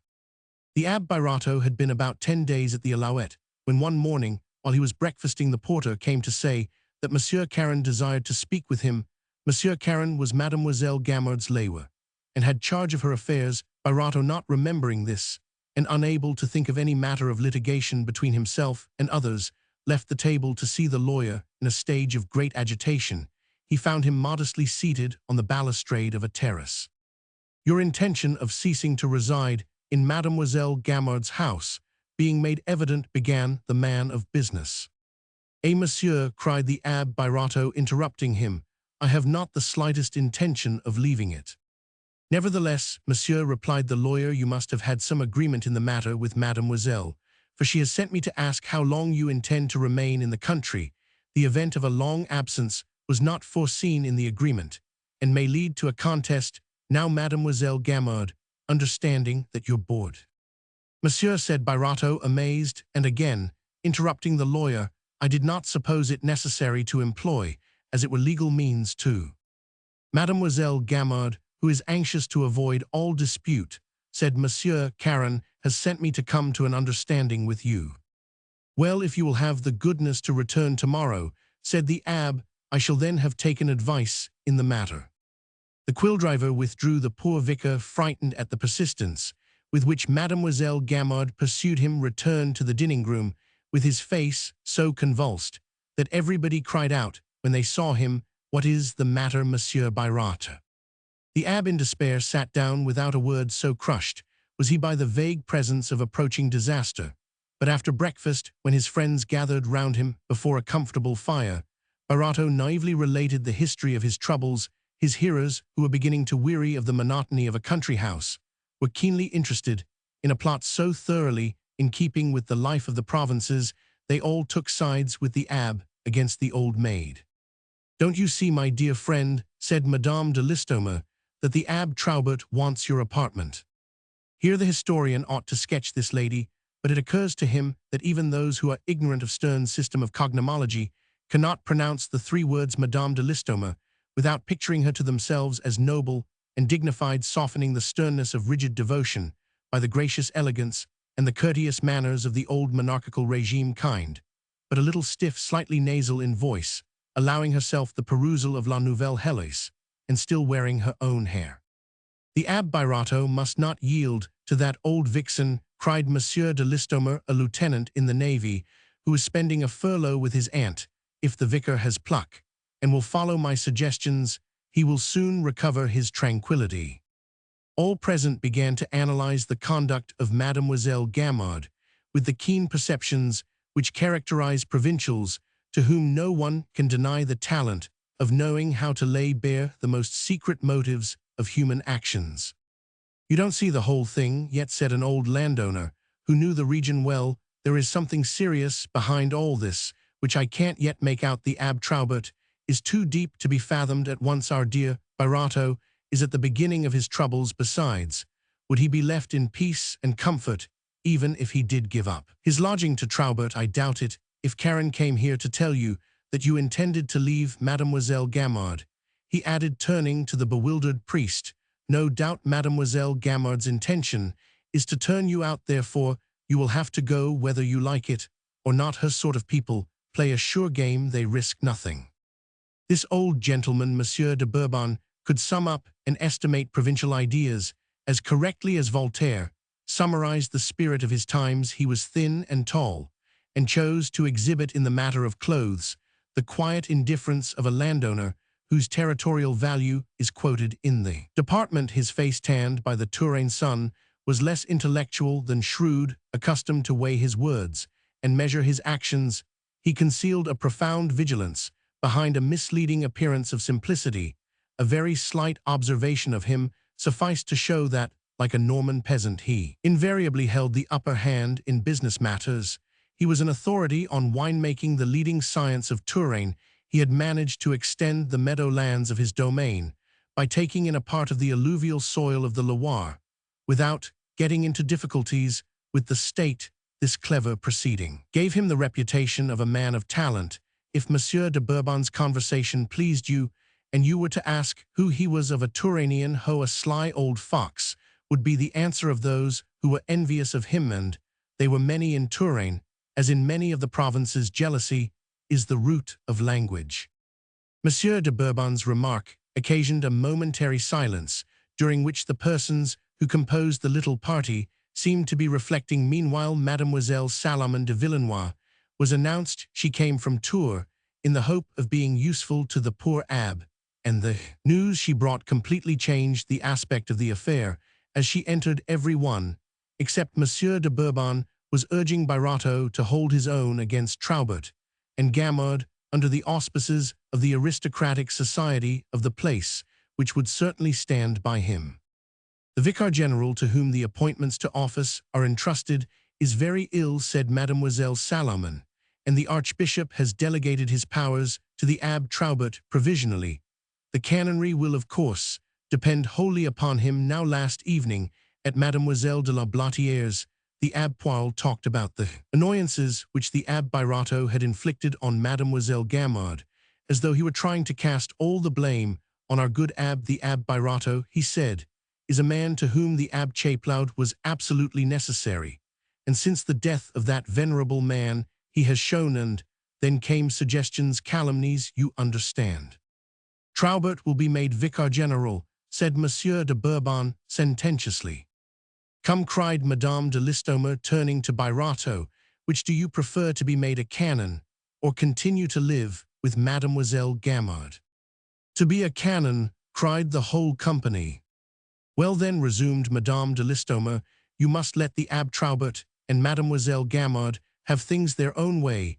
By sending Karen here, they mean to let you know indirectly that if you consent to leave the house, you shall be made canon. On good turn deserves another. Every one present applauded Madame de Listomere's sagacity, except her nephew, the Baron de Listomere, who remarked in a comic tone to Monsieur de Bourbon, I would like to have seen a fight between the Gamard and the Birato. But unhappily for the Vicar, forces were not equal between these persons of the best society and the old maid, supported by the Abbe Traubert. The time soon came when the struggle developed, openly went on increasing, and finally assumed immense proportions by the advice of Madame de Listomere and most of her friends, who were now eagerly enlisted in a matter which threw such excitement into their vapid provincial lives. A servant was sent to bring back Monsieur Caron. The lawyer returned with surprising celerity, which alarmed no one but Monsieur de Bourbon. Let us postpone all decision until we are better informed, was the advice of that Fabius in a dressing-gown, whose prudent reflections revealed to him the meaning of these moves on the Touranian chessboard. He tried to enlighten Birato on the dangers of his position, but the wisdom of the old slyboots did not serve the passions of the moment, and he obtained but little attention. The conference between the lawyer and Birato was short. The Vicar came back quite terrified. He wants me to sign a paper stating my relinquishment of domicile. That's formidable language, said the naval lieutenant. What does it mean? Asked Madame de Listomere. Merely that the Abbe must declare in writing his intention of leaving Mademoiselle Gamard's house, said Monsieur de Bourbon, taking a pinch of snuff. Is that all? Said Madame de Listomere. Then sign it at once, she added, turning to Birato.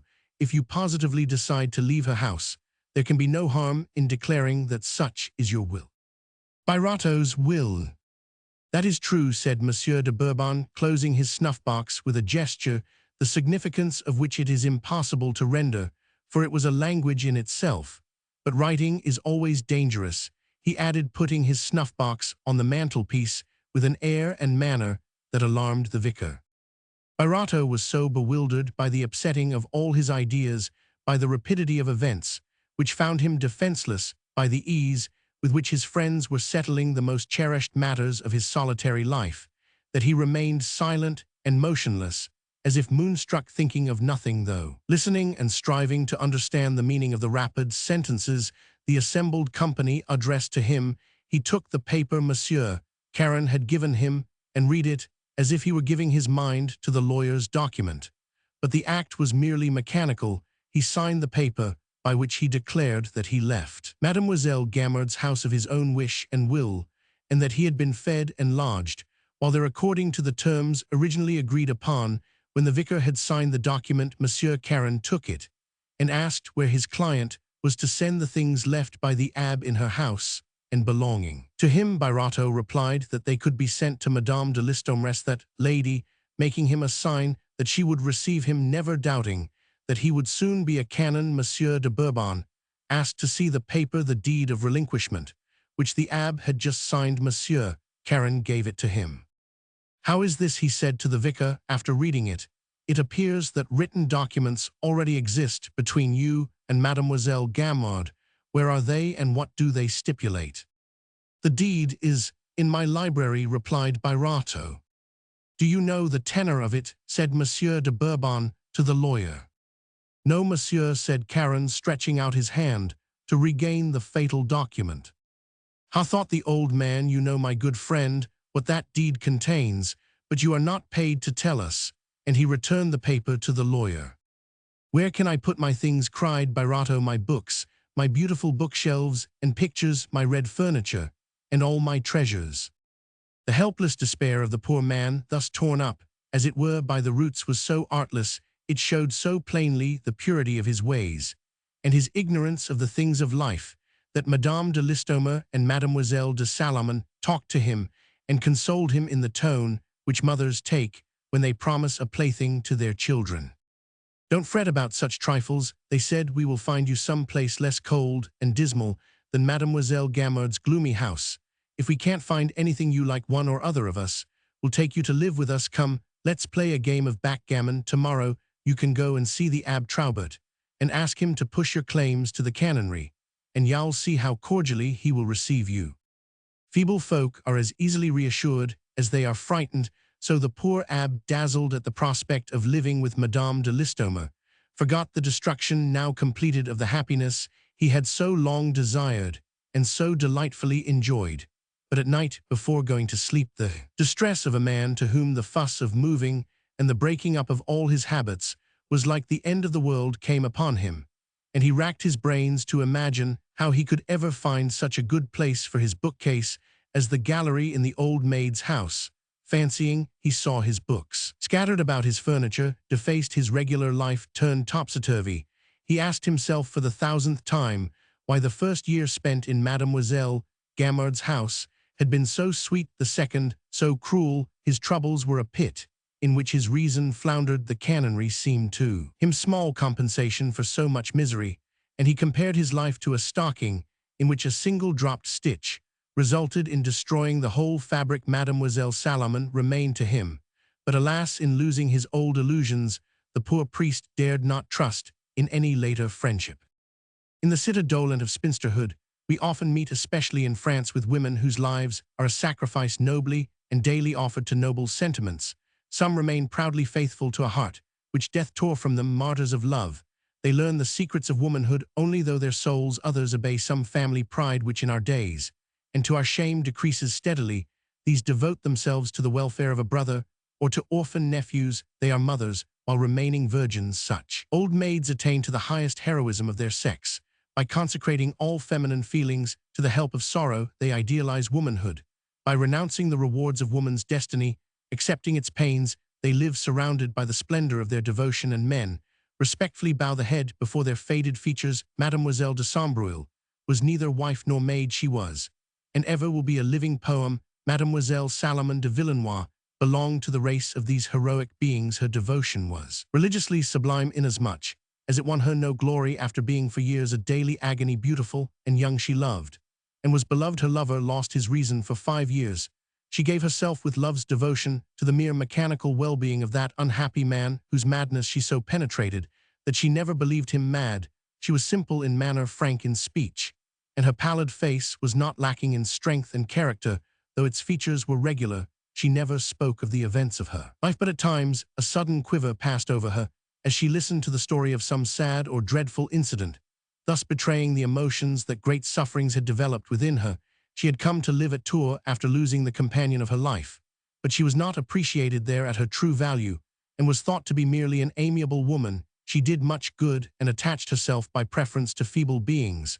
For that reason, the poor vicar had naturally inspired her with a deep interest.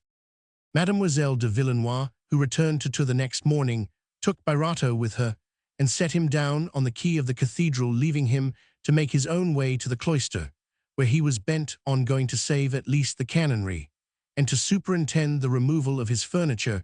He rang, not without violent palpitations of the heart, at the door of the house whither, for 14 years, he had come daily, and where he had lived blissfully, and from which he was now exiled forever, after dreaming that he should die there in peace like his friend Chapelaud.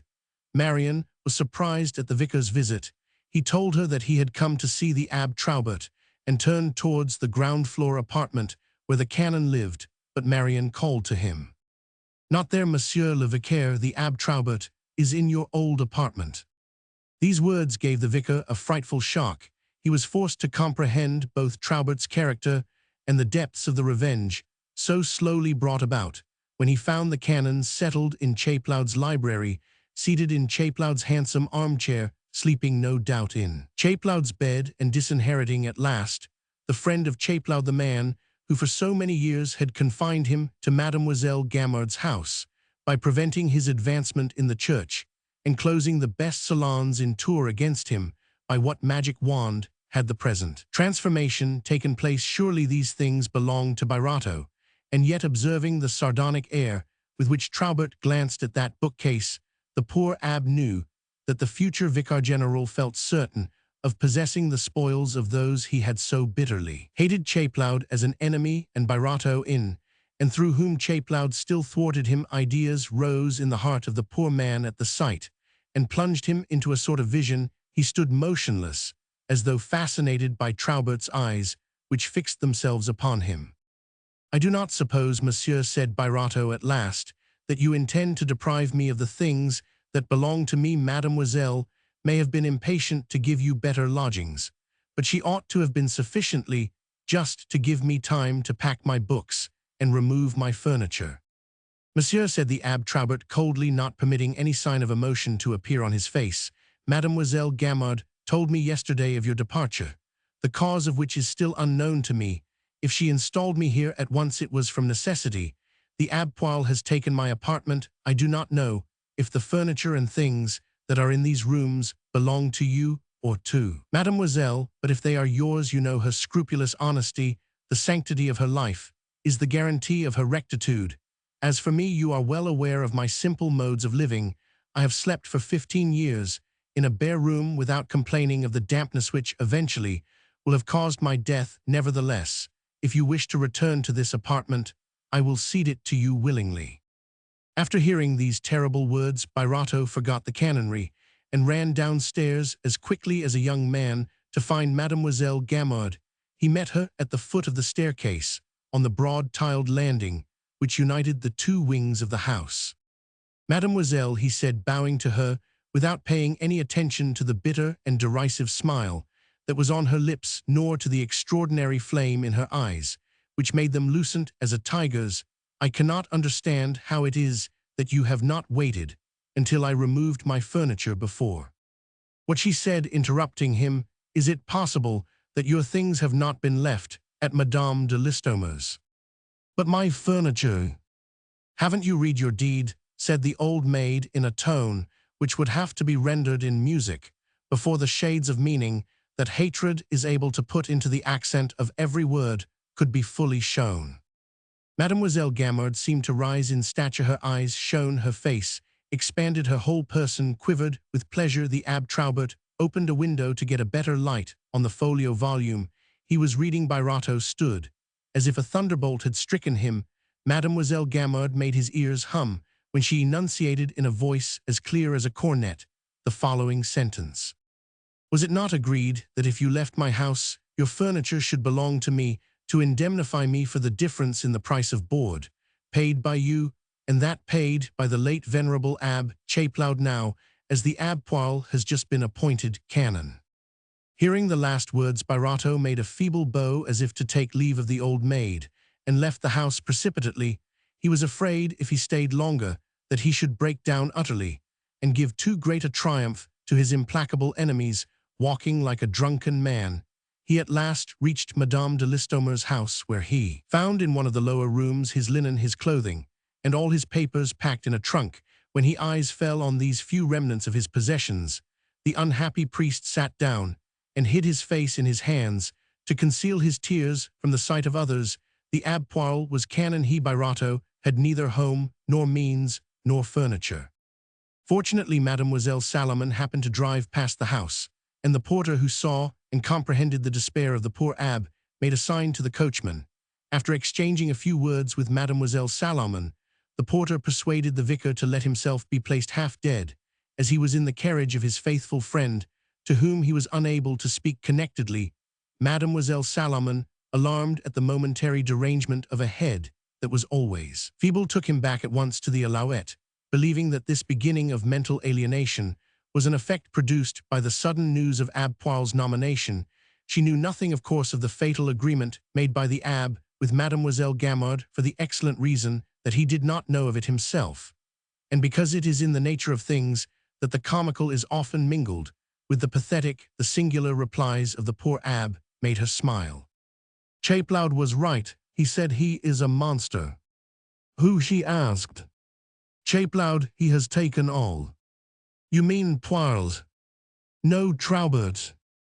At last they reached the Alouette, where the priest's friends gave him such tender care that towards evening he grew calmer, and was able to give them an account of what had happened during the morning. The phlegmatic old fox asked to see the deed, which, on thinking the matter over, seemed to him to contain the solution of the enigma. Birato drew the fatal stamped paper from his pocket, and gave it to Monsieur de Bourbon, who read it rapidly, and soon came upon the following clause. Whereas a difference exists of 800 francs yearly between the price of board paid by the late Abbé Chapelaud, and that at which the said Sophie Gamard agrees to take into her house, on the above-named stipulated condition, the said François Birato, and whereas it is understood that the undersigned François Birato is not able for some years to pay the full price charged to the other boarders of Mademoiselle Gamard, more especially the Abbé Traubert, the said Birato does hereby engage in consideration of certain sums of money advanced by the undersigned Sophie Gamard to leave her as indemnity all the household property of which he may die possessed, or to transfer the same to her, should he for any reason whatever or at any time voluntarily give up the apartment now leased to him, and thus derive no further profit from the above-named engagements made by Mademoiselle Gamard for his benefit. Confound her, what an agreement, cried the old gentleman. The said Sophie Gamard is armed with claws. Poor Birato never imagined in his childish brain that anything could ever separate him from that house, where he expected to live and die with Mademoiselle Gamard. He had no remembrance whatever of that clause, the terms of which he had not discussed, for they had seemed quite just to him at a time when, in his great anxiety to enter the old maid's house, he would readily have signed any and all legal documents she had offered him. His simplicity was so guileless, and Mademoiselle Gamard's conduct so atrocious, the fate of the poor old man seemed so deplorable, and his natural helplessness made him so touching, that in the first glow of her indignation, Madame de Listomer exclaimed, I made you put your signature to that document, which has ruined you. I am bound to give you back the happiness of which I have deprived you. But, remarked Monsieur de Bourbon, that deed constitutes a fraud. There may be ground for a lawsuit. Then Birato shall go to the law. If he loses at Tours, he may win at Orleans. If he loses at Orleans, he'll win in Paris, cried the Baron de Listomer. But if he does go to law, continued Monsieur de Bourbon coldly, I should advise him to resign his vicariat. We will consult lawyers, said Madame de Listomer, and go to law if law is best. But this affair is so disgraceful for Mademoiselle Gamard, and is likely to be so injurious to the Abbé Traubert, that I think we can compromise. After mature deliberation, all present promised their assistance to the Abbé Birato in the struggle which was now inevitable between the poor priest and his antagonists, and all their adherents. A true presentiment, an infallible provincial instinct, led them to couple the names of Gamard and Traubert, but none of the persons assembled on this occasion in Madame de Listomer's salon, except the old fox, had any real idea of the nature and importance of such a struggle. Monsieur de Bourbon took the poor abbe aside into a corner of the room. "Of the 14 persons now present," he said in a low voice, "not one will stand by you a fortnight hence. If the time comes when you need someone to support you, you may find that I am the only person in Tours bold enough to take up your defense, for I know the provinces and men and things, and better still, I know self-interests. But these friends of yours, though full of the best intentions, are leading you astray into a bad path, from which you won't be able to extricate yourself. Take my advice. If you want to live in peace, resign the vicariat of St. Gachin and leave Tours. Don't say where you are going, but find some distant parish where Traubert cannot get hold of you." "Leave Tours," exclaimed the vicar, with indescribable terror. To him it was a kind of death, the tearing up of all the roots by which he held to life. Celibates substitute habits for feelings, and when to that moral system which makes them pass through life, instead of really living, it is added a feeble character, external things assume an extraordinary power over them. Birato was like certain vegetables. Transplant them, and you stop their ripening, just as a tree needs daily the same sustenance, and must always send its roots into the same soil. So Birato needed to trot about St. Gachin and amble along the Mail, where he took his daily walk, and saunter through the streets, and visit the 3 salons where night after night he played his whist or his backgammon. "Ah, I did not think of it," replied Monsieur de Bourbon, gazing at the priest with a sort of pity. All Tours was soon aware that Madame la Baronne de Listomere, widow of a lieutenant general, had invited the Abbé Birato, vicar of St. Gachin, to stay at her house. That act, which many persons questioned, presented the matter sharply, and divided the town into parties, especially after Mademoiselle Salomon spoke openly of a fraud, and a lawsuit with the subtle vanity which is common to old maids and the fanatic self-love which characterizes them. Mademoiselle Gamard was deeply wounded by the course taken by Madame de Listomere. The Baroness was a woman of high rank, elegant in her habits and ways, whose good taste, courteous manners, and true piety could not be gainsaid. By receiving Birato as her guest, she gave a formal denial to all Mademoiselle Gamard's assertions, and indirectly censured her conduct by maintaining the vicar's cause against his former landlady. It is necessary, for the full understanding of this history, to explain how the natural discernment and spirit of analysis, which old women bring to bear on the actions of others, gave power to Mademoiselle Gamard, and what were the resources on her side. Accompanied by the taciturn Abbé Traubert, she made a round of evening visits to 5 or 6 houses, at each of which she met a circle of a dozen or more persons, united by kindred tastes, and the same general situation in life. Among them were 1 or 2 men who were influenced by the gossip and prejudices of their servants, 5 or 6 old maids who spent their time in sifting the words and scrutinizing the actions of their neighbors, and others in the class below them. Besides these, there were several old women who busied themselves in retelling scandal, keeping an exact account of each person's fortune, striving to control or influence the actions of others, prognosticating marriages, and blaming the conduct of friends as sharply as that of enemies. These persons spread about the town like the capillary fibers of a plant sucked in with the thirst of a leaf, for the dew, the news, and the secrets of each household, and transmitted them mechanically to the Abbé Traubert, as the leaves convey to the branch the moisture they absorb.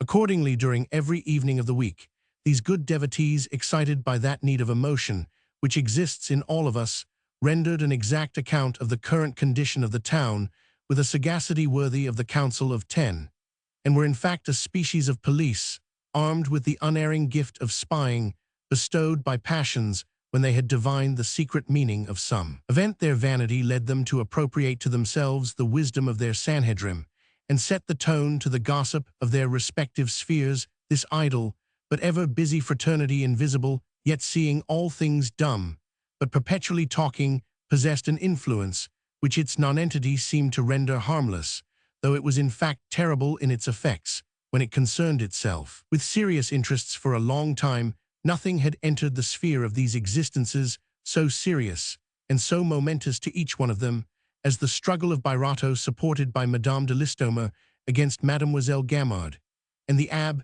Traubert, the 3 salons of Madame de Listomere, and the Demoiselles Merlin de la Blatière and de Villenois, being considered as enemies by all. The salons which Mademoiselle Gamard frequented there was at the bottom of the quarrel, a class sentiment with all its jealousies. It was the old Roman struggle of people and senate in a molehill, a tempest in a teacup, as Montesquieu remarked when speaking of the Republic of San Marino, whose public offices are filled by the day on despotic power, being easily seized by any citizen. But this tempest, petty as it seems, did develop in the souls of these persons as many passions as would have been called forth by the highest social interests.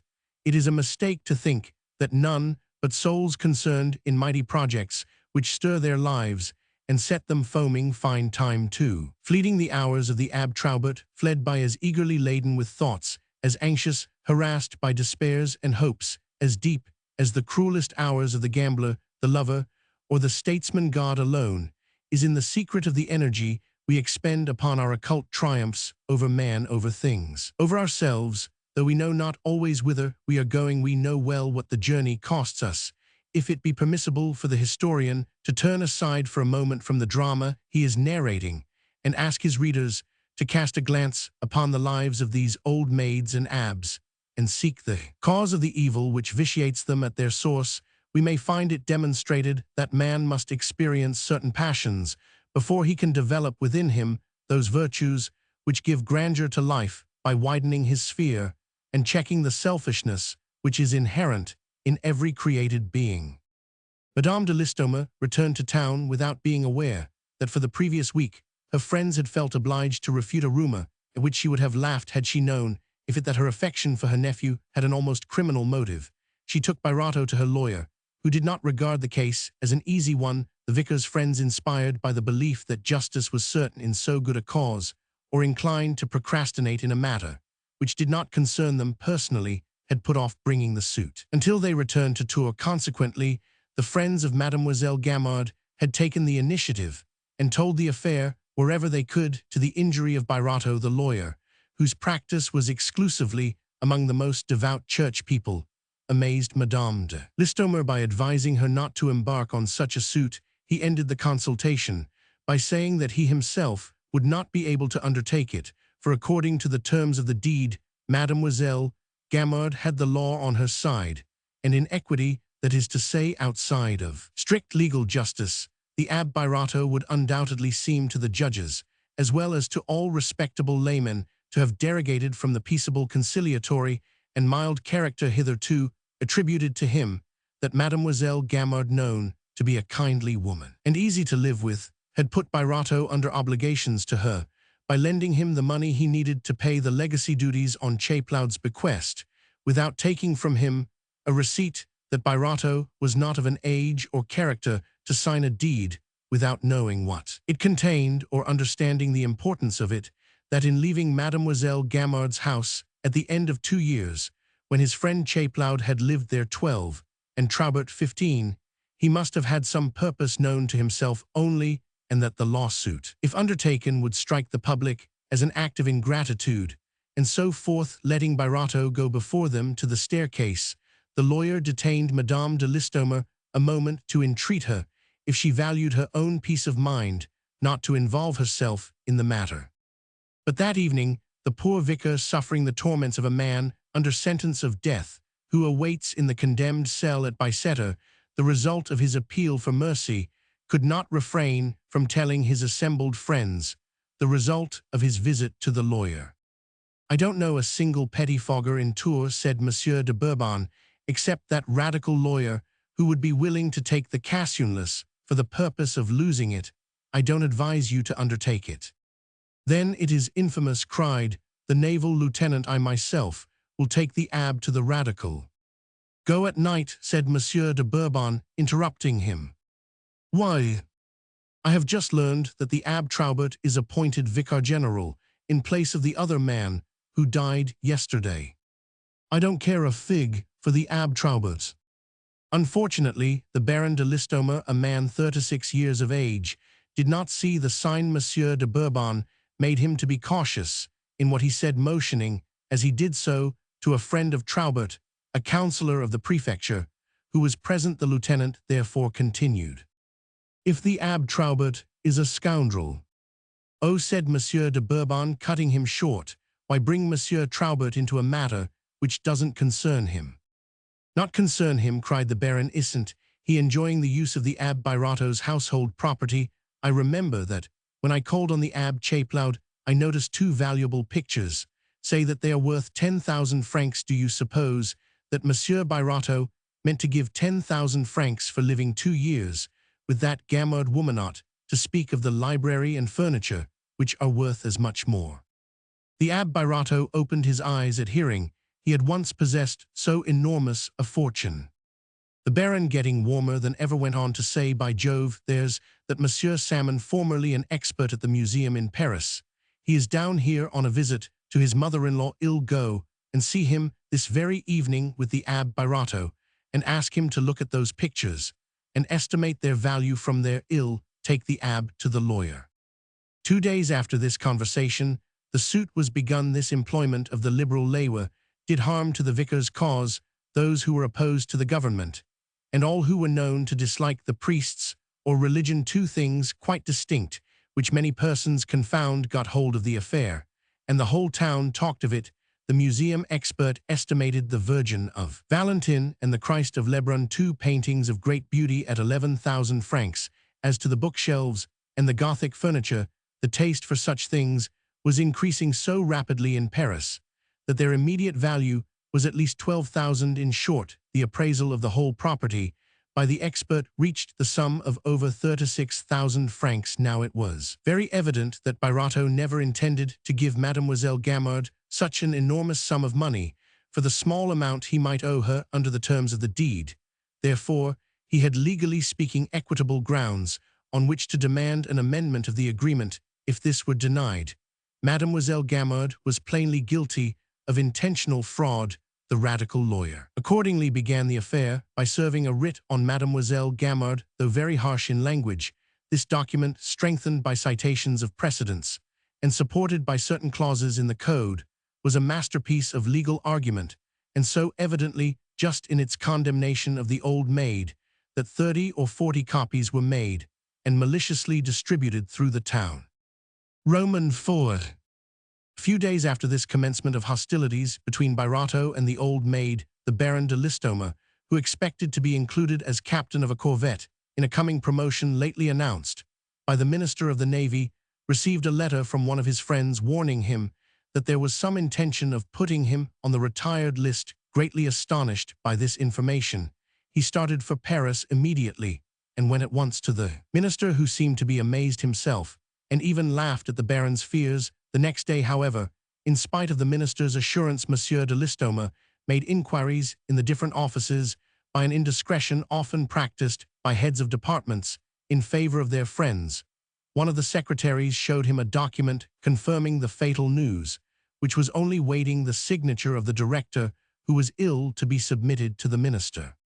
The Baron de Listomere went immediately to an uncle of his, a deputy, who could see the Minister of the Navy at the chamber without loss of time, and begged him to find out the real intentions of His Excellency in a matter which threatened the loss of his whole future. He waited in his uncle's carriage with the utmost anxiety for the end of the session.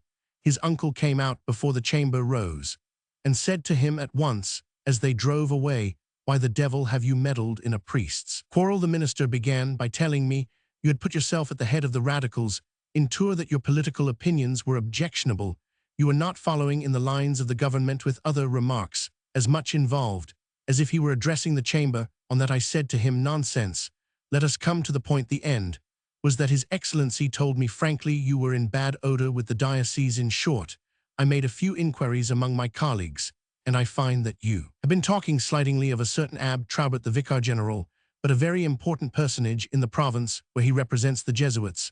I have made myself responsible to the minister for your future conduct, my good nephew. If you want to make your way, be careful not to excite ecclesiastical enmities. Go at once to Tours, and try to make your peace with that devil of a Vicar General. Remember that such priests are men with whom we absolutely must live in harmony. Good heavens, when we are all striving and working to re-establish religion, it is actually stupid in a lieutenant who wants to be made a captain to affront the priests. If you don't make up matters with that Abbe Traubert, you needn't count on me. I shall abandon you. The Minister of Ecclesiastical Affairs told me just now that Traubert was certain to be made bishop.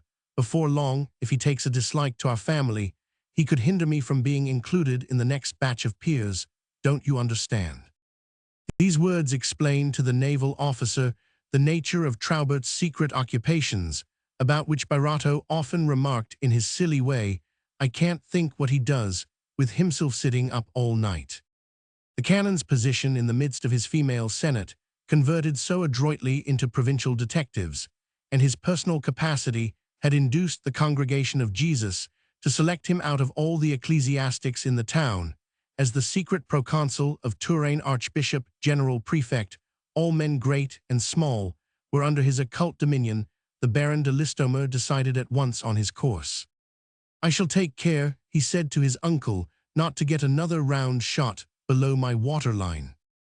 3 days after this diplomatic conference between the uncle and nephew, the latter, returning hurriedly in a post-chaise, informed his aunt the very night of his arrival of the dangers the family were running if they persisted in supporting that fool of a Birato. The Baron had detained Monsieur de Bourbon, as the old gentleman was taking his hat and cane after the usual rubber of whist. The clear-sightedness of that sly old fox seemed indispensable for an understanding of the reefs among which the Listomere family suddenly found themselves, and perhaps the action of taking his hat and cane was only a ruse to have it whispered in his ear, "Stay, after the others, we want to talk to you."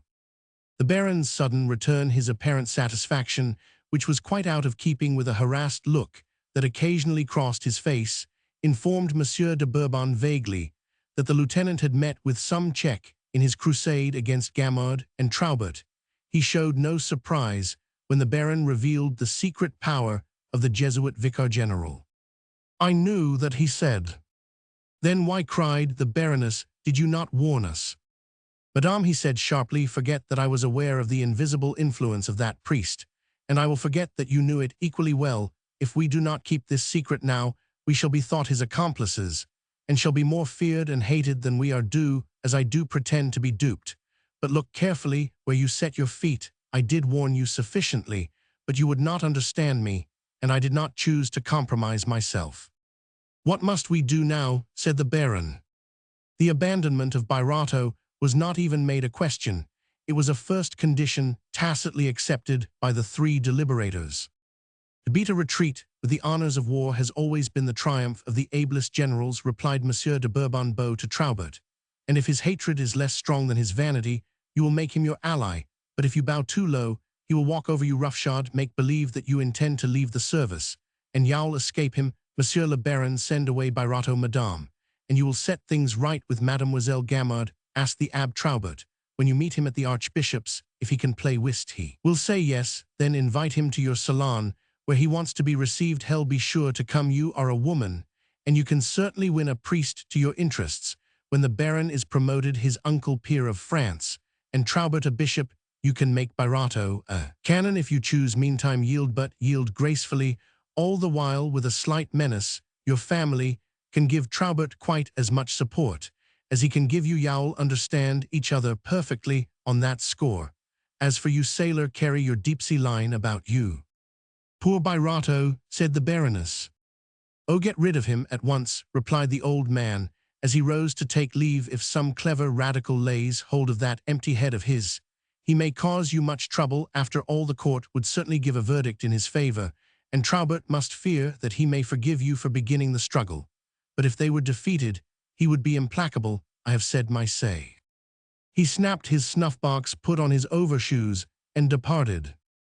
The next day after breakfast, the Baroness took the vicar aside and said to him, not without visible embarrassment, "My dear Monsieur Birato, you will think what I am about to ask of you very unjust and very inconsistent, but it is necessary both for you and for us that your lawsuit with Mademoiselle Gamard be withdrawn by resigning your claims, and also that you should leave my house."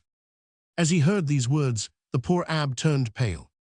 "I am," she continued, "the innocent cause of your misfortunes, and moreover, if it had not been for my nephew, you would never have begun this lawsuit, which has now turned to your injury and to ours. But listen to me." She told him succinctly the immense ramifications of the affair, and explained the serious nature of its consequences her own meditations during the night, had told her something of the probable antecedents of Traubert's life. She was able, without misleading Birato, to show him the net so ably woven round him by revenge, and to make him see the power and great capacity of an enemy whose hatred to Chapelaud, under whom he had been forced to crouch for a dozen years, now found vent in seizing Chapelaud's property, and in persecuting Chapelaud in the person of his friend. The harmless Birato clasped his hands as if to pray, and wept with distress at the sight of human horrors that his own pure soul was incapable of suspecting, as frightened as though he had suddenly found himself at the edge of a precipice. He listened with fixed moist eyes, in which there was no expression to the revelations of his friend, who ended by saying, "I know the wrong I do in abandoning your cause, but my dear Abbe, family duties must be considered before those of friendship yield, as I do to this storm, and I will prove to you my gratitude. I am not talking of your worldly interests, for those I take charge of you shall be made free of all such anxieties for the rest of your life, by means of Monsieur de Bourbon, who will know how to save appearances. I shall arrange matters, so that you shall lack nothing. My friend, grant me the right to abandon you. I shall ever be your friend, though forced to conform to the axioms of the world. You must decide." The poor bewildered Abbe cried aloud. Chapelaud was right when he said that if Traubert could drag him by the feet out of his grave, he would do it. He sleeps in Chapelaud's bed. "There is no use in lamenting," said Madame de Listomere, "and we have little time now left to us. How will you decide?" Birato was too good and kind not to obey in a great crisis. The unreflecting impulse of the moment, besides his life, was already in the agony of what to him was death. He said, with a despairing look at his protectress, which cut her to the heart, "I trust myself to you. I am but the stubble of the streets." He used the Turanian word burrier, which has no other meaning than a bit of straw, but there are pretty little straws, yellow polished and shining, the delight of children, whereas the burrier is straw, discolored, muddy, sodden, in the puddles, whirled by the tempest, crushed under feet of men. "But, madame, I cannot let the Abbe Traubert keep Chapelaud's portrait. It was painted for me. It belongs to me. Obtain that for me, and I will give up all the rest." "Well," said Madame de Listomere, "I will go myself to Mademoiselle Gamard." The words were said in a tone which plainly showed the immense effort the Baronne de Listomere was making in lowering herself to flatter the pride of the old maid. "I will see what can be done," she said. "I hardly dare hope anything. Go and consult Monsieur de Bourbon. Ask him to put your renunciation into proper form, and bring me the paper. I will see the Archbishop, and with his help we may be able to stop the matter here." Birato left the house dismayed. Traubert assumed in his eyes the dimensions of an Egyptian pyramid. The hands of that man were in Paris, his elbows in the cloister of Saint Gatien. He said the victim to himself, he to prevent the Baron de Listomere from becoming peer of Francine. Perhaps, by the help of the Archbishop, we may be able to stop the matter here. In presence of such great interests, Birato felt he was a mere worm. He judged himself harshly. The news of Birato's removal from Madame de Listomere's house seemed all the more amazing, because the reason of it was wholly impenetrable. Madame de Listomere said that her nephew was intending to marry and leave the navy, and she wanted the vicar's apartment to enlarge. Her own Birato's relinquishment was still unknown. The advice of Monsieur de Bourbon was followed. Whenever the two facts reached the ears of the Vicar General, his self-love was certain to be gratified by the assurance they gave that, even if the Listomere family did not capitulate, they would at least remain neutral, and tacitly recognize the occult power of the congregation. To recognize it was in fact to submit to it. But the lawsuit was still sub judice. His opponents yielded and threatened at the same time. The Listomeres had thus taken precisely the same attitude as the Vicar General himself. They held themselves aloof and yet were able to direct others. But just at this crisis, an event occurred which complicated the plans laid by Monsieur de Bourbon and the Listomeres to quiet the Gamard and Traubert party, and made them more difficult to carry out. Mademoiselle Gamard took cold one evening. In coming out of the cathedral the next day, she was confined to her bed, and soon after became dangerously Roman 99. The whole town rang with pity and false commiseration. Mademoiselle Gamard's sensitive nature has not been able to bear the scandal of this lawsuit. In spite of the justice of her cause, She was likely to die of grief. Birato has killed his benefactress. Such were the speeches poured through the capillary tubes of the great female conclave, and taken up and repeated by the whole town of Tours. Madame de Listomere went the day after Mademoiselle Gamard took cold to pay the promised visit, and she had the mortification of that act without obtaining any benefit from it, for the old maid was too ill to see her. She then asked politely to speak to the Vicar General. Gratified, no doubt, to receive in Chapelaud's library at the corner of the fireplace, above which hung the two contested pictures, the woman who had hitherto ignored him, Traubert, kept the Baroness waiting a moment before he consented to admit her. No courtier and no diplomatist ever put into a discussion of their personal interests or into the management of some great national negotiation more shrewdness, dissimulation, and ability than the Baroness and the priest displayed when they met face to face for the struggle. Like the seconds or sponsors who in the Middle Age armed the champion and strengthened his valor by useful counsel until he entered the lists, so the sly old fox had said to the Baroness at the last moment, "Don't forget your cue, you are a mediator, and not an interested party." Traubert also is a mediator. Weigh your words, study the inflection of the man's voice. If he strokes his chin, you have got him. Some sketchers are fond of caricaturing the contrast often observable between what is said and what is thought by the speaker to catch the full meaning of the duel of words which now took place between the priest and the lady. It is necessary to unveil the thoughts that each hid from the other under spoken sentences of apparent insignificance. Madame de Listomere began by expressing the regret she had felt at Birato's lawsuit, and then went on to speak of her desire to settle the matter to the satisfaction of both parties. "The harm is done, Madame," said the priest in a grave voice. "The pious and excellent Mademoiselle Gamard is dying. I don't care a fig for the old thing," thought he, "but I mean to put her death on your shoulders and harass your conscience if you are such a fool as to listen to it." On hearing of her illness, replied the Baroness, "I entreated Monsieur Birato to relinquish his claims. I have brought the document, intending to give it to that excellent woman." "I see what you mean, you wily scoundrel," thought she, "but we are safe now from your calumnies. If you take this document, you'll cut your own fingers by admitting you are an accomplice." There was silence for a moment. "Mademoiselle Gamard's temporal affairs do not concern me," said the priest at last, lowering the large lids over his eagle eyes to veil his emotions. "Ho, ho," thought he, "you can't compromise me, thank God. Those damned lawyers won't dare to plead any cause that could smirch me. What do these Listomeres expect to get by crouching in this way?" "Monsieur," replied the Baroness, "Monsieur Birato's affairs are no more mine than those of Mademoiselle Gamard are yours, but unfortunately religion is injured by such a quarrel, and I come to you as a mediator, just as I myself am seeking to make peace. We are not deceiving each other." Monsieur Traubert thought, "She, don't you feel the sarcasm of that answer?" "Injury to religion," Madame exclaimed the Vicar General. "Religion is too lofty for the actions of men to injure my religion. I thought he, God makes no mistake in his judgments, Madame. I recognize no tribunal but his." "Then, Monsieur," she replied, "let us endeavor to bring the judgments of men into harmony with the judgments of God. Yes, indeed, your religion is you." The Abbé Traubert suddenly changed his tone. "Your nephew has been to Paris. I believe you found out about me. There, thought he, you know now that I can crush you, you who dared to slight me, and you have come to capitulate." "Yes, Monsieur, thank you for the interest you take in him. He returns tonight. The minister, who is very considerate of us, sent for him.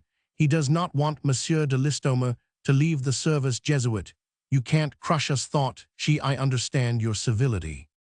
A moment's silence. "I did not think my nephew's conduct in this affair quite the thing," she added, "but naval men must be excused. They know nothing of law. Come, we had better make peace," thought she. "We shan't gain anything by battling in this way." A slight smile wandered over the priest's face and was lost in its wrinkles. "He has done us the service of getting a proper estimate on the value of those paintings," he said, looking up at the pictures. "They will be a noble ornament to the chapel of the Virgin." "You shot a sarcasm at me," thought he, "and there's another in return.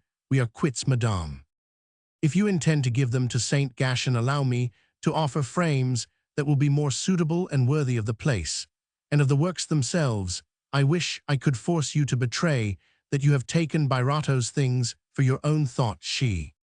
They do not belong to me, said the priest on his guard. Here is the deed of relinquishment, said Madame de Listomere. It ends all discussion, and makes them over to Mademoiselle Gamard. She laid the document on the table. See, the confidence I place in you, thought she. It is worthy of you, monsieur, she added, worthy of your noble character, to reconcile two Christians, though, at present, I am not especially concerned for Monsieur Bairato. He is living in your house, said Traubert, interrupting her. No, monsieur, he is no longer there. That peerage and my nephew's promotion force me to do base things, thought she.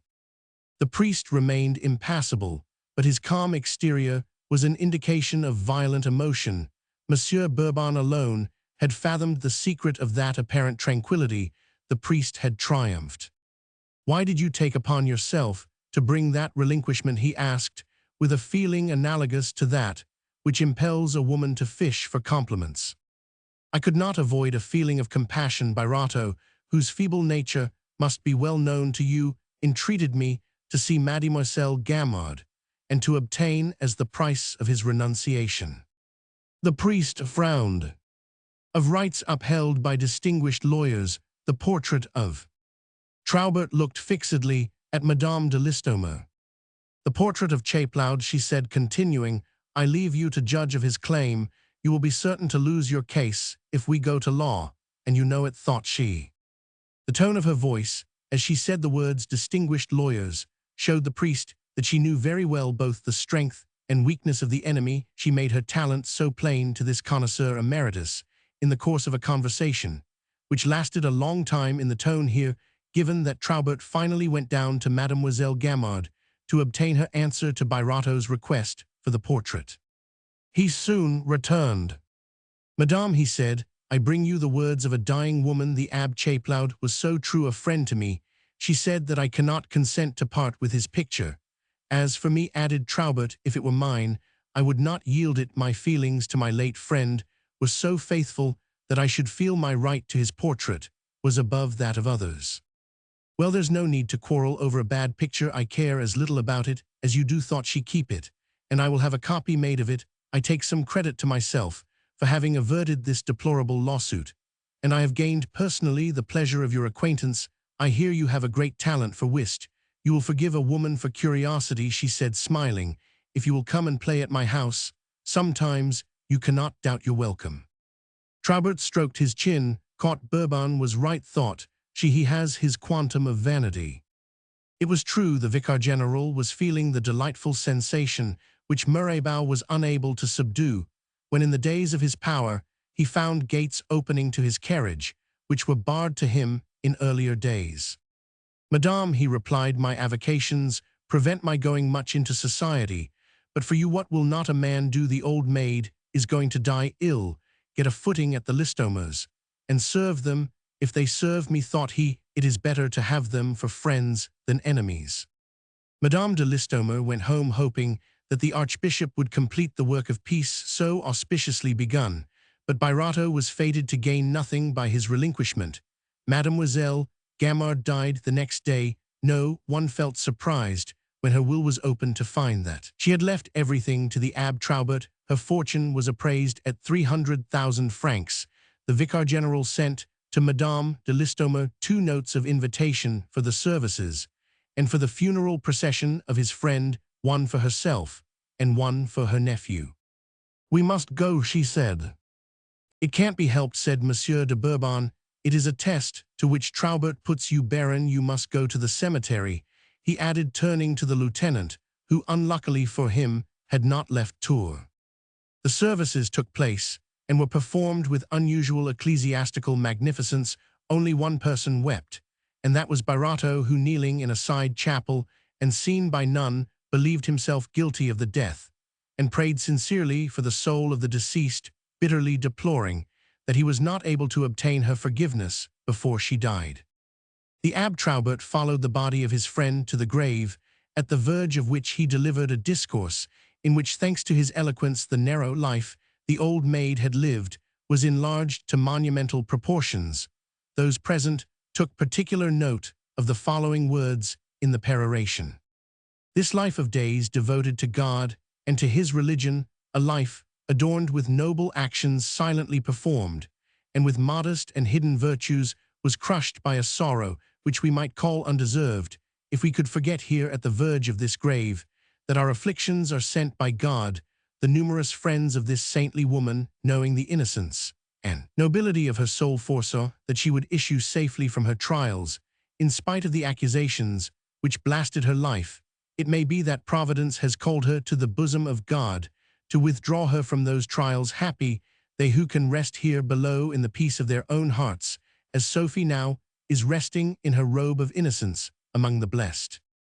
When he had ended his pompous discourse, said Monsieur de Bourbon, after relating the incidents of the internment to Madame de Listomere, when whist was over, the doors shut, and they were alone with the Baron, this Louis Roman XI, in a cathecimogen hymn, if you can, gave a last flourish to the sprinkler, and aspersed the coffin with holy water. Monsieur de Bourbon picked up the tongs and imitated the priest's gestures so satirically that the Baron and his aunt could not help laughing. Not until then, continued the old gentleman, did he contradict himself. Up to that time his behavior had been perfect, but it was no doubt impossible for him to put the old maid, whom he despised so heartily and hated almost as much as he hated Chapelaud, out of sight forever, without allowing his joy to appear in that last gesture.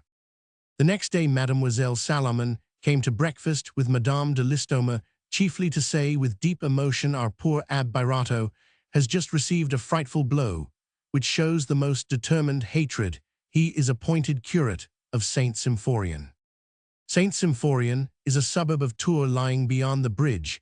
That bridge, one of the finest monuments of French architecture, is 1,900 feet long, and the two open squares which surround each end are precisely alike.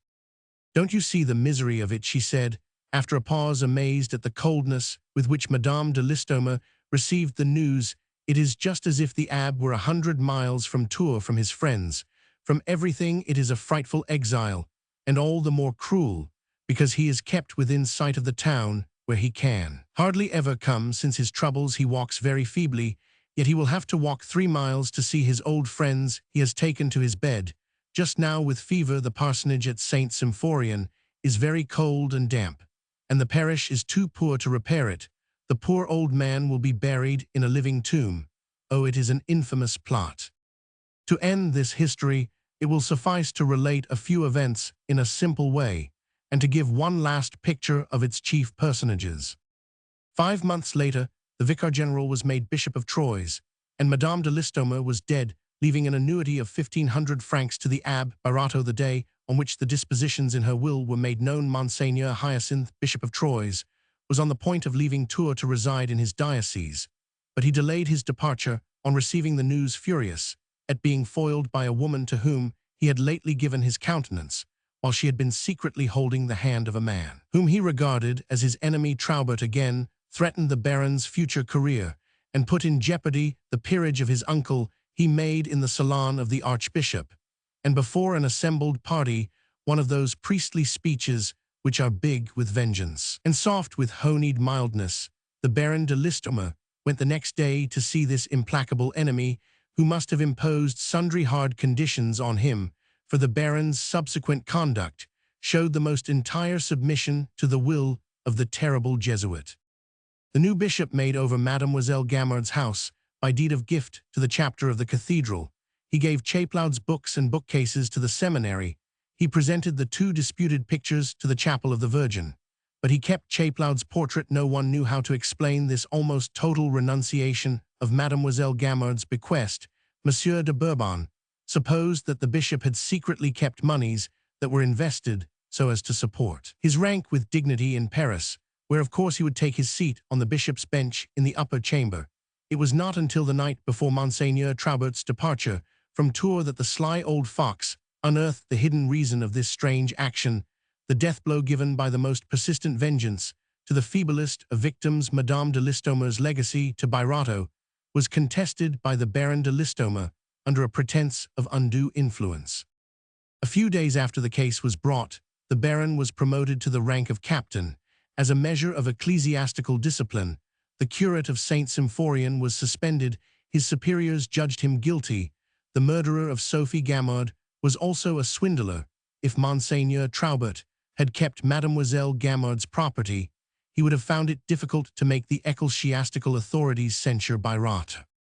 At the moment when Monseigneur Hyacinthe, Bishop of Troyes, drove along the quai St. Symphorian in a post-chaise on his way to Paris, poor Birato had been placed in an armchair in the sun on a terrace above the road.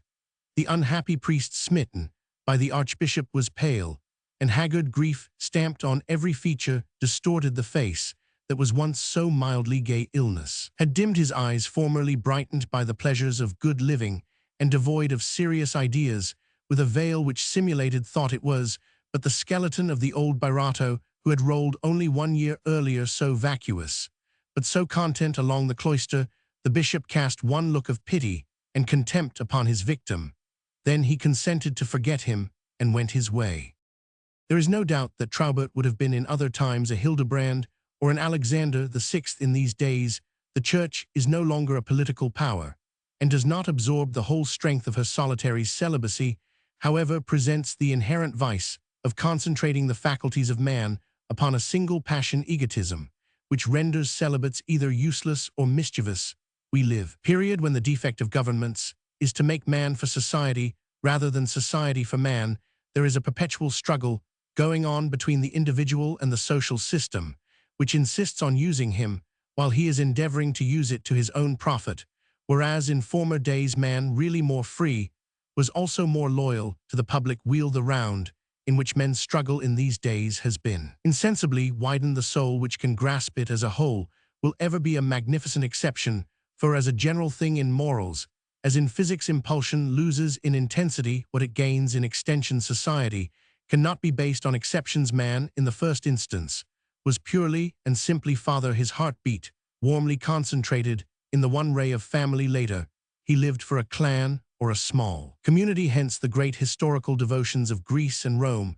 After that he was a man of caste, or of a religion to maintain the greatness of which he often proved himself sublime. But by that time, the field of his interests became enlarged by many intellectual regions. In our day, his life is attached to that of a vast country. Sooner or later his family will be, it is predicted, the entire universe. Will this moral cosmopolitanism, the hope of Christian Rome, prove to be only a sublime error? It is so natural to believe in the realization of a noble vision in the brotherhood of man. But alas, the human machine does not have such divine proportions. Souls that are vast enough to grasp a range of feelings bestowed on great men only will never belong to either fathers of families or simple citizens. Some physiologists have thought that as the brain enlarges, the heart narrows, but they are mistaken. The apparent egotism of men who bear a science, a nation, a code of laws in their bosom is the noblest of passions. It is, as one may say, the maternity of the masses. To give birth to new peoples, to produce new ideas, they must unite within their mighty brains the breasts of woman and the force of God. The history of such men as Innocent III and Peter the Great, and all great leaders of their age and nation, will show, if need be, in the highest spheres, the same vast thought of which Traubert was made the representative in the quiet depths of the cloister of St. Gatian.